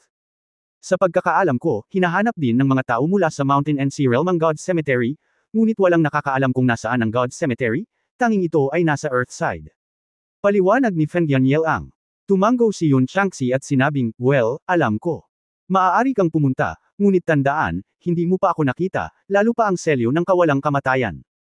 Paulit-ulit na tumango si Feng Yunyel-ang, pawi sa kanyang noo. Naramdaman niya na ang malawak at makapangyarihang kamalayan ng nakatatanda sa kanyang harapan ay bumalot sa kanya, at nagmamadaling sinabi, si Junior ay sumusumpa na hinding-hindi ako magbubunyag ng isang salita. Kapag sinira ko ang pangako ko, parurusahan ako ng langit. Tumango si Yun Changxi na may kasiyahan at ikinaway ang kanyang kamay para hudyat si Feng Yunyel-ang na umalis. Pagkatapos ay iniunat ni Feng Yunyel-ang ang kanyang daliri at lumitaw ang isang patak ng dugo. Sabi niya, 3,000 taon na ako rito at 3,000 taon na akong nakulong. Ito ay malungkot at nakakalungkot. Natatakot ako na hindi na ako muling babalik sa mundong ito sa hinaharap. Bago ako umalis, ibibigay ko itong kaunting dugo ng Fengyun sa Senior Spirit Beast para magkaroon ng magandang relasyon. Salamat sa pagligtas sa akin. Sa isang pitik ng kanyang daliri, isang patak ng dugo mula sa dulo ng daliri ni Feng Yunyel ang lumipad patungo sa mga kilay ni Wang Zi na nahimatay sa sulok ng bulwagan. Sa isang iglap, kumikinang ng maliwanag ang katawan ni Wang Zi. Sa susunod na sandali, biglang hinawakan ni Feng Yunyel ang walang laman sa harap niya gamit ang dalawang kamay, at biglang sumigaw, break the air, open. Ang huling salita ay nahulog, at nakita ni Yang Yiyu na ang kawalan sa harap ni Feng Yunyel ay napunit, at isang portal ang lumitaw, at pagkatapos ay pumasok siya dito at nawala. Bumalik sa kalmado ang bulwagan na parang walang nangyari. Itong Fengyun God Group ay medyo kawili-wili, pagkatapos panoorin ang pag-alis ni Feng Yunyel, sabi ni Yun Changxi sa kanyang sarili. Ano ang ginawa ng matanda kay Wang Zai? Medyo kinabahan si Yang Yiyu. Pagkatapos ng lahat, hindi si Wang Zai ang kanyang tunay na espiritong hayop. Si Wang Zai ay pag-aari ng kanyang asawang si Zhao Nan. Kung may nangyari, hindi niya maipaliwanag kay Zhao Nan kapag bumalik siya. Hindi ako kinakabahan. Ito ay isang magandang kapalaran. Si Fengyun Shenquan ay matatawag na Guardian Beast ng Xuanyuan Dynasty sa Cultivation World. Ito ay natural na isang pinakamataas na antas na angkan ng demonyong hayop. Ang tinatawag na hangin ay sumusunod sa ulap. Ang Fengyun Shenquan clan ay ipinanganak na may talento sa bilis at espasyo. Ikaw, ang aso, ay nakakuha ng isang patak ng dugo ni Fengyun Shenquan. Sa wakas, ikaw ay kwalipikadong magkabalikat kasama sina Daor at Hao Dudo. Ikaw ay magiging isang banal na aso sa hinaharap. Pagkatapos magsalita ni Yun Changxi, sinabi niya kay Yang Yiyu, okay, mabahong bata, matutulog talaga sandali ang iyong amo. Ang labis na pagkonsumo ng espiritu at kaluluwa ay halos magbuwis ng aking buhay. Dapat alagaan mo ang sarili mo. Hoy, matanda, matanda. Nagmamadaling sigaw ni Yang Yiyu, ngunit tahimik na ang master. Gusto talaga niyang itanong kung ano ang nangyari sa Black Lotus Seeds. Ngayon ay nawala ang Moldita at tumahimik. Ngunit isipin mo ito, sa pagkakataong ito ay kaharap niya ang isang Fengyun na banal na aso sa panahon ng Mahayana, at ang matanda ay lubos na umasa sa kapangyarihan ng kanyang kaluluwa upang takutin siya, kung hindi, ang mga kahihinatnan ay magiging mapaminsala, at siya at ang kanyang mga kaibigan ay maaaring maging lahat ng merienda para sa Fengyun na banal na aso. Sa oras na ito, bumalik ang kamalayan ni Yang Yiyu sa kanyang katawan, at nabawi niya ang kanyang pisikal na kalayaan, na nagpapaalala sa kanya ng mga kapatid na babae ni Lu Yusho. Ang kanyang kasalukuyang sitwasyon sa kanyang Panginoon ay halos kapareho ng sa magkapatid na Lu, at pareho nilang kayang kunin ang katawan ng isa't isa sa mga kritikal na sandali. Sa puso niya, nagpapasalamat siya sa sinabi ng matanda.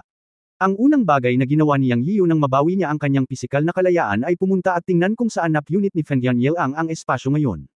Ito ay nakakaloka talaga sa kanya. Ayon kay Feng Yunyel, dapat ay direktang pinunit niya ang espasyo sa pagitan ng lupa at ng bundok at mundo ng dagat para umalis.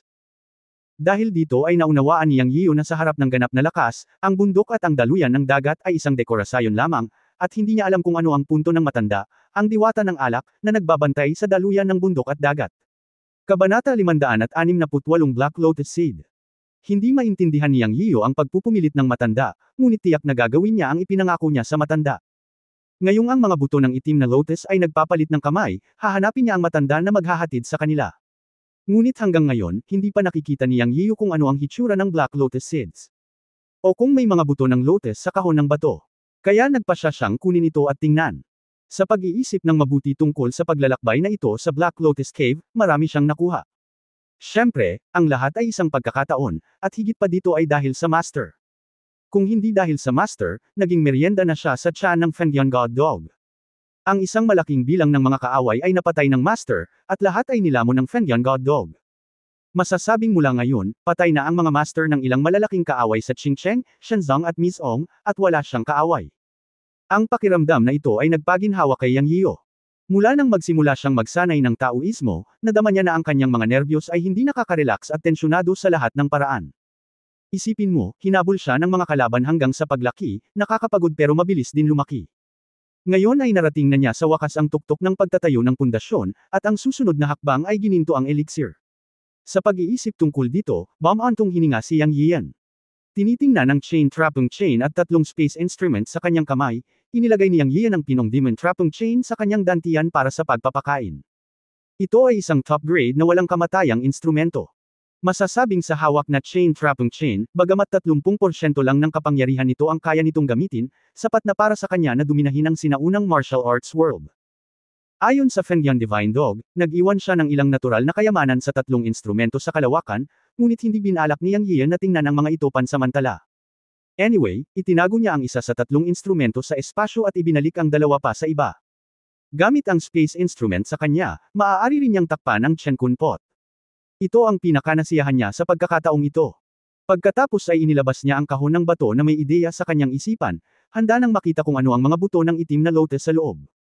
Maaari nitong gawing bantay ang Fengyan Divine Dog sa loob ng 3,000 taon, o masasabing ito ay sadyang iniwan ni Bai Changmei, ang may-ari ng Dragon Slaying Sword.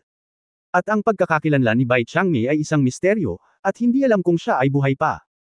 Ayon kay Fengyan Shenhaun, malamang na si Bai Changmei ang nagbabantay sa God Cemetery. Kung sino man sa mundong ito ang nakakaalam tungkol sa pagkakaroon ng God Cemetery, ito ay walang alinlangan na si Bai Changmei. Bagamat hindi natin alam kung sino si Bai Changmei, may isip natin na napakalakas niya. Siya ay tiyak na hindi isang simpleng tao na may dragon slaying sword at ang nangungunang immortal na sandata, ang Demon Trapping Lock. Ikinulong niya si Fengyan Shenhaun, na may paglilinang ng Mahayana, sa loob ng 3,000 taon. Iniisip ni Yang Yiyan na talagang nakakatakot si Bai Changmei. May isang bagay lang na hindi niya maisip ni Fengyan Shenhaun. Bakit iniwan ni Bai Changmei ang mga buto ng lotus sa libingan ng lotus at nag-iwan ng impormasyon para sa mga susunod na henerasyon upang alisin ang mga buto ng itim na lotus? Logically speaking, nag-iwan si Bai Changmei ng isang Mahayana Fengyan Shenhaun sa sinaunang martial arts world, na para lang hayaan ang mga susunod na henerasyon na mamatay. Sa sinaunang martial arts world, sino ang makakatalo sa Fengyan Shenhaun, Fengyan Yelang, na may kultibasyon ng Mahayana? Talaga bang gaya ng sinabi ni Fengyan Yelang, sinabi ni Bai Changmei na ang mga buto ng itim na lotus ay natitira para sa taong nakatadhana. Kung gayon, ang nakatadhanang taong ito ay walang alinlangan na siya. Sa malalim na pag-iisip, naramdaman ni Yang Yiyo na si Bai Changmei ay masyadong nakakatakot. Nahulaan kaya niya na magkakaroon ng katulad niya sa mundong ito? Ginawa. Mayroon siyang Panginoon sa 12 kalamidad. Ang lahat ng mga haka-haka ay itinatag. Masasabi lamang ni Yang Yiyo na si Bai Changmei ay maaaring immortal o isang Diyos, at mahuhulaan niya ang hinaharap.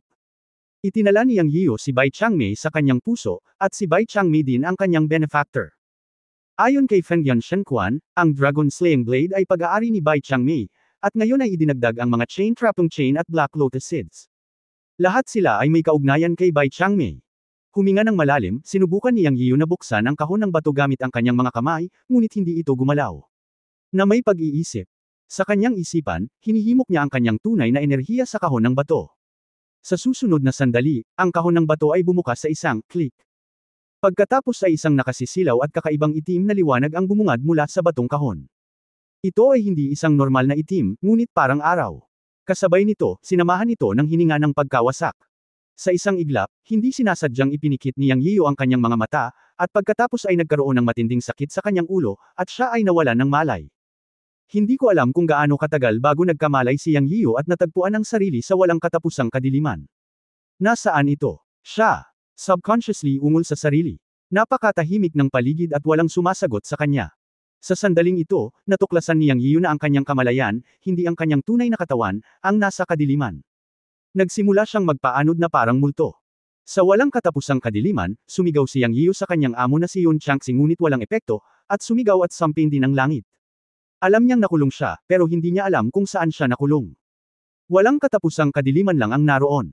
Si Yang Yiyo ay nagsimulang makaramdam ng pagkamayamutin, takot, at takot sa dilim. Natatakot siya na siya ay makulong sa walang katapusang kadiliman magpakailanman at hindi na siya makakalabas hanggang sa siya ay mamatay. Matapos ang lahat ng emosyonal na reaksyon, si Yang Yiyo ay naging manhid. Anyway, lumulutang lang siya sa walang katapusang kadiliman. Ngunit pinanghahawakan pa rin niya ang huling pag-asa sa kanyang puso, umaasang may mangyayaring milagro. Alam niyang kung susuko siya sa sarili niya, mamamatay talaga siya. Kaya't upang maiwasan ang pagkalito, pagkataranta at takot sa kanyang isipan, nakinig si Yang Yiu at nagsimulang maayos na maunawaan ang iba't ibang mga cultivation inheritance sa kanyang isipan. Simula sa larangan ng cultivation at ang perception ng Qi refining period, unti-unti niyang naintindihan ang mga ito. Siya, maingat na inunawa at pinag-aralan ang bawat maliit na yugto. Ang cultivation classics na itinuro ng master sa kanyang isipan, Paul Wan Siang, Xiaodao Lingyao distinguishing knowledge, at spells, at iba pa, ay lahat ng binasa at binabrowse niya sa simula. Pinag-aralan niya ang lahat ng nabasa niya noon at ang hindi niya nabasa noon. Sa oras na ito, nalaman ni Yang Yiu na huminahon na ang kanyang puso. Maraming kaalaman sa paglilinang, at iba pa. Ang mas lubusang naunawaan sa walang katapusang kadiliman. Sa mga spell, kontrol ng kidlat, ang kakayahan na umabot sa mundo, ang kamay sa pagpili ng bituin. Ang lahat ng mga may kaugnayan sa paglilinang ay nagsimulang magrepaso. At malalim ang kanyang kamalayan. Natatakot siyang harapin ang walang katapusang kadiliman at ang haba ng panahon, kaya maingat at dahan-dahan niyang tiningnan ang bawat bagay. Dito, biglang nagkaroon ng ilusyon si Yang Yian na ang madilim na espasyong ito ay isang maliit na itim na silid na espesyal na inihanda para sa paglilinang. Siyempre, noong pinag-aaralan niya ang pamana ng paglilinang sa kanyang isipan, ang kanyang pusong hindi mapakali. Hindi ko alam kung gaano nakatagal. Marahil ito ay isang araw, isang taon, o kahit 1,000 taon. Natapos ni Yang Yian na pag-aralan ang lahat ng mana sa kanyang isipan. Sa sandaling ito, nakalimutan niya ang malalim na kapaligiran at ang kanyang isip ay pumasok sa isang misteryosong estado. Ang sitwasyon sa kanyang katawan ay tumatakbo ng may kumpiyansa, at mayroon siyang ilang mga pananaw sa larangan ng paglilinang. Ang antas ng tuktok ng ikasyam na antas ng pagtatayo ng pundasyon ay lumuwag. Sa isang tiyak na sandali, dumagundong ang kanyang isip, ngunit nalaman niya na ang larangan ng paglilinang ay tumagos sa yugto ng ginintoang elixir. Tapos biglang dumami ang impormasyon sa isip niya. Isang liwanag ang biglang lumitaw sa walang katapusang kadiliman, at ang isang kamalayan sa puso ni Yang Yian ay agad na lumipad patungo sa liwanag. Nang madikit siya sa liwanag, lumitaw ang isang puwersa ng paghila. Pagkatapos ay narinig ni Yang Yian ang isang pamilyar na boses na umalangaw sa kanyang mga tainga. Kuya Yang. Boses iyon ni Mei Xing. Tuwang-tuwa si Yang Yian, alam na ang kanyang kamalayan ay lumabas sa madilim na espasyo.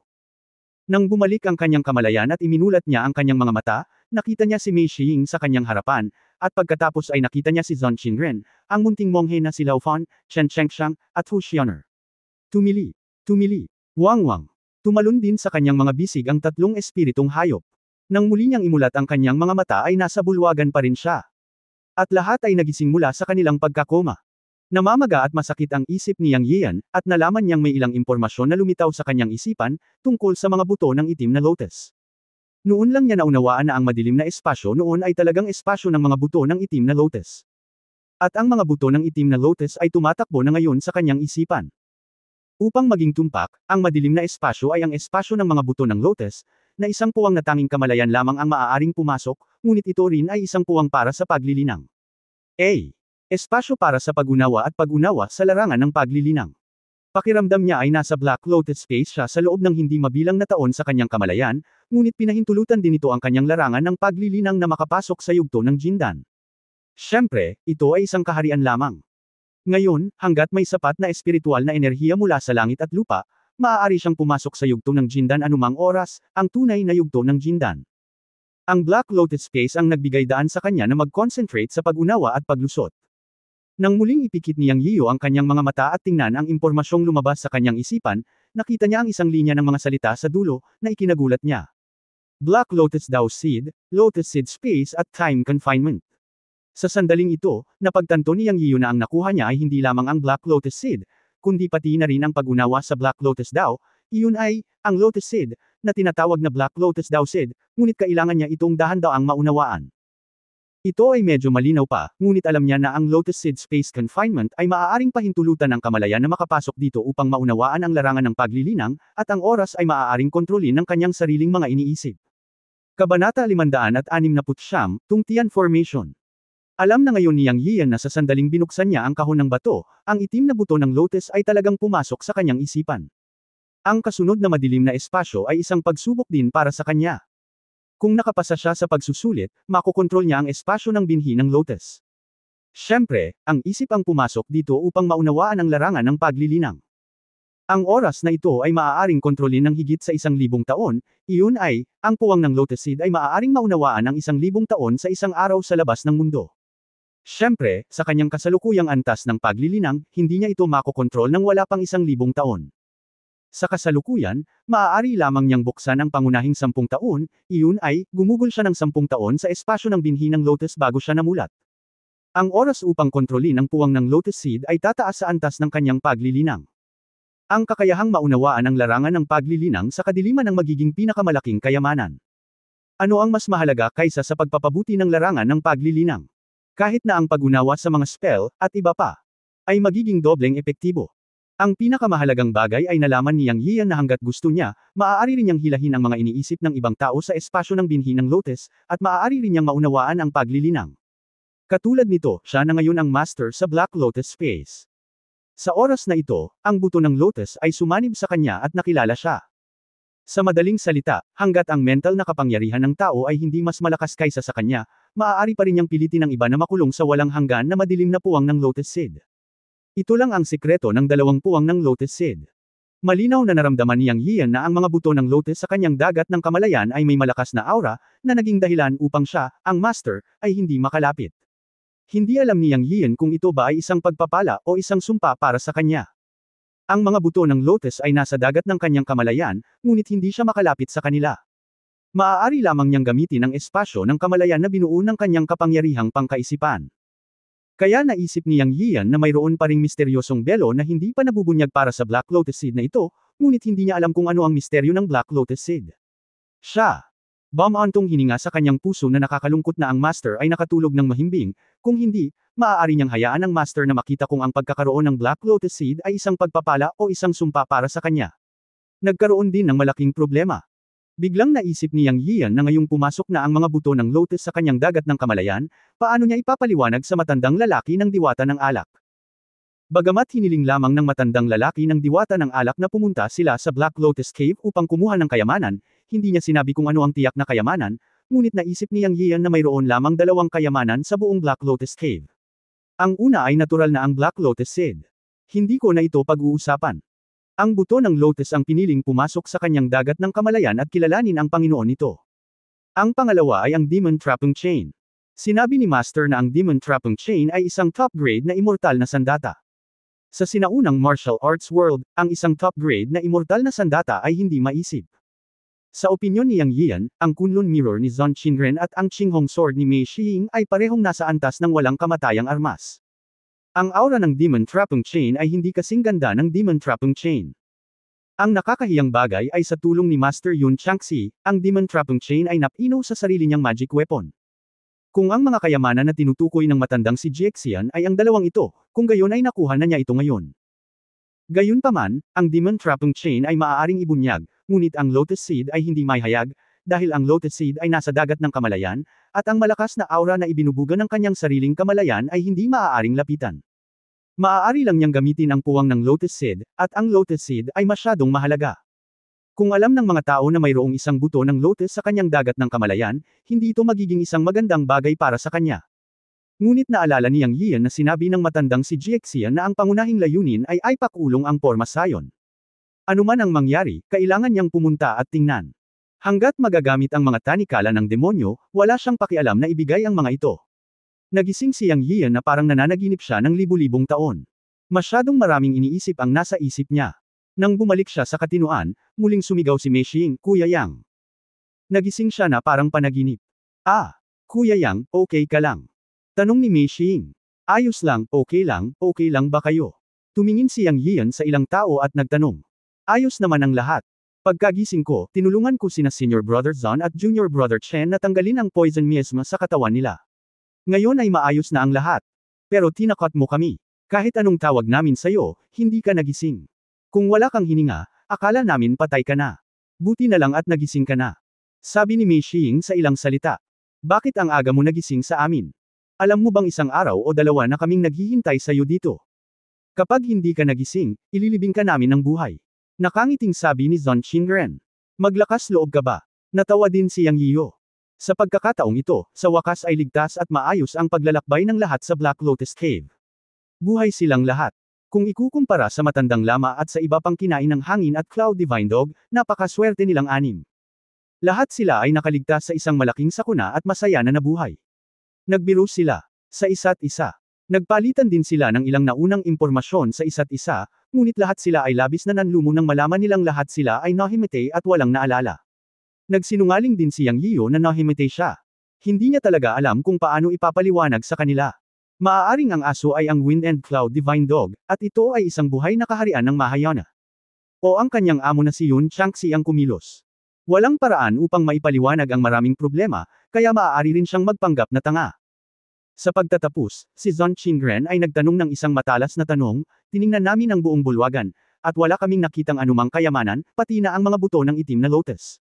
Mali ba ang impormasyong nakuha namin mula sa stone tablet sa paanan ng Black Lotus Mountain?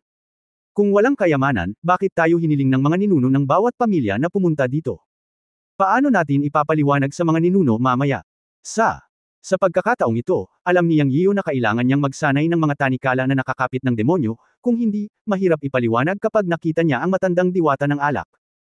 Kaya't sinabi niya, nakakuha ako ng sandata ng engkanto sa bulwagan noon, sa tingin ko ito ang kayamanan na hiniling sa akin ng matandang diwata ng alak na hanapin. Habang nagsasalita siya, ipinatawag ni Yang Yiyo ang mga tanikala na nakakapit ng demonyo sa kanyang kamay. Biglang nanlaki ang mata ng ilang tao. Nararamdaman nilang lahat ang malakas na aura ng chain trapping chain sa kamay ni Yang Yiyan. Ang pangunahing punto ay sinabi ni Yang Yiyan na ito ay isang sandata ng engkanto. Sa ilang sandali, ilang mga tao ang may inggit sa kanilang mga mata, ngunit alam din nila na ito ang pagkakataon ni Yang Yiyan, kaya hindi sila nagsalita ng marami. Tanging ang munting monghe at Mei Xing lamang ang pamilyar sa kadena na nakakapit ng demonyo sa kamay ni Yang Yiyan. Nasa leeg iyon ng makapangyarihang demonyong aso sa bulwagan noon. Ang munting monghe ay tumingin kay Yang Yiyan na may kumikislap na tingin sa kanyang mga mata, at hindi nagtanong ng marami. Sa kanyang opinyon, ito ang kapalaran ni Yang Yiyan, at hindi na kailangang hilingin na dagdagan ang masamang impresyon ni Yang Yiyan sa kanya. Matalino si Mei Xing at hindi na nagtanong pa. Sa oras na ito, iminungkahi ni Yang Yiyan na lahat ay dapat umalis ng mabilis. Anyway, ngayong nasa kamay na nila ang chain trapping chain, kailangan nilang pumunta sa Boundary Monument Mountain na binanggit sa sulat ng matandang lalaki ng diwata ng alak. Ayon sa sulat ng matandang lalaki ng diwata ng alak, ang Boundary Monument Mountain ay nasa junction ng Black Lotus Mountain at Blackstone Forest. Ito rin ang sentro ng buong Qiangbei Secret Land. Ngayon ay tila ito rin ang garrison ng kanal ng hangganan ng bundok dagat. Sa totoo lang, gustong-gusto ni Yang Yiyan na makita ang tinatawag na Mountain Sea Channel. Ang 6 na tao at ang 3 espiritong hayop ay bumalik sa parehong ruta, ngunit ang hangin, ulan, kulog at kidlat, at nakalalasong miasma ng Black Lotus Mountain ay nawala lahat, na labis na ikinagulat nila. Tanging si Yang Yiyo lamang ang malabo ang nakahula na maaaring may kaugnayan ito sa mga buto ng itim na lotus. Mabilis silang bumaba ng bundok. Wala pang kalahating oras, nakarating na sila sa paanan ng Black Lotus Mountain. Ayon sa mapa sa liham ng matandang si Jixian, kailangan nilang umikot sa likod ng Black Lotus Mountain sa direksyon ng Boundary Monument Mountain. Ang 3 panig ng Black Lotus Mountain ay karaniwang natatakpan ng makapal na fog. Originally, akala nila walang kalsada, pero nung umikot sila, may nakita silang Bluestone Path. Mabilis na naglakad ang 6 na tao. Pagkaraan ng 1 oras, lumabas sila sa ulap at nakakita sila ng isang bundok sa kanilang paningin. Upang maging tumpak, ito ay hindi isang bundok. Ito ay isang itim na lotus na mga 100 metro ang taas. Ito ay eksakto tulad ng isang itim na lotus na inukit mula sa isang malaking bato, isang itim na lotus platform, ngunit mas katulad ng isang gusali na may higit sa 30 palapag. Nang pumasok sila, nalaman nilang may mga hakbang na nakapalibot sa itim na lotus at direktang humahantong sa tuktok ng itim na lotus. Ang mga tao ng Zonqing ay tumangala at bumulalas, ito ba ay isang gusali na maaaring mahukay ng mga tao? Sumimangot si Yang Yiyo at nagsabi, natatakot ako na hindi ito kapangyarihan ng tao. Ang lotus platform na ito ay may malakas na formation atmosphere, ngunit hindi ito mapanganib. Akyat na tayo. Baka ang lotus platform ang binabantayang daanan na sinabi ng matandang diwata ng alak. Pagkatapos ang 6 na tao at 3 espiritong hayop ay maingat na humakbang papunta sa mga hakbang na nakapalibot sa lotus platform.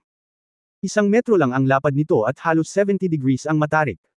Dumiretso ito sa taas. Sa kabutihang palad, walang panganib sa daan. Makalipas ang mahigit 1 oras, sa wakas ay narating na nila ang tuktok ng lotus platform. Upang maging tumpak, ito ay isang portal na may taas na 3 metro. Parang bukas ang portal, pero may harang. Sa pagtingin sa portal, mayroong isang lotus platform core na hugis mismo sa loob, isang malaking platform na may diameter na 80 hanggang 70 metro, at may mga kumikinang na ron na tumatakbo sa paligid. Sa loob, si Yang Yiyu at ang 6 na iba pa ay nakakita ng 9 na matanda na may kulay abong buhok, bawat isa ay nagbabantay sa isang tabi. Kasama nila ang matandang diwata ng alak. Nang makita ni Yang Yian ang mga ron na umaagos sa ibabaw ng Lotus platform, nagulat siya at bumulong sa sarili, tung Tian Grand Formation. Pinag-aralan niya ang lahat ng kaalaman sa cultivation na itinuro ng kanyang master sa Lotus Seed Space, at natural na hindi umalis sa paraan ng pagbuo. Sa unang pagpunta niya rito, nakita niya na ang buong Lotus platform ay talagang isang malakas na Tungtian Grand Formation, at ang isa pang pangalan para sa formation na ito ay ang Teleportation Formation, na maaaring magkonekta ng isang mundo sa isa pa. End of this chapter. Abangan ang susunod na kabanata.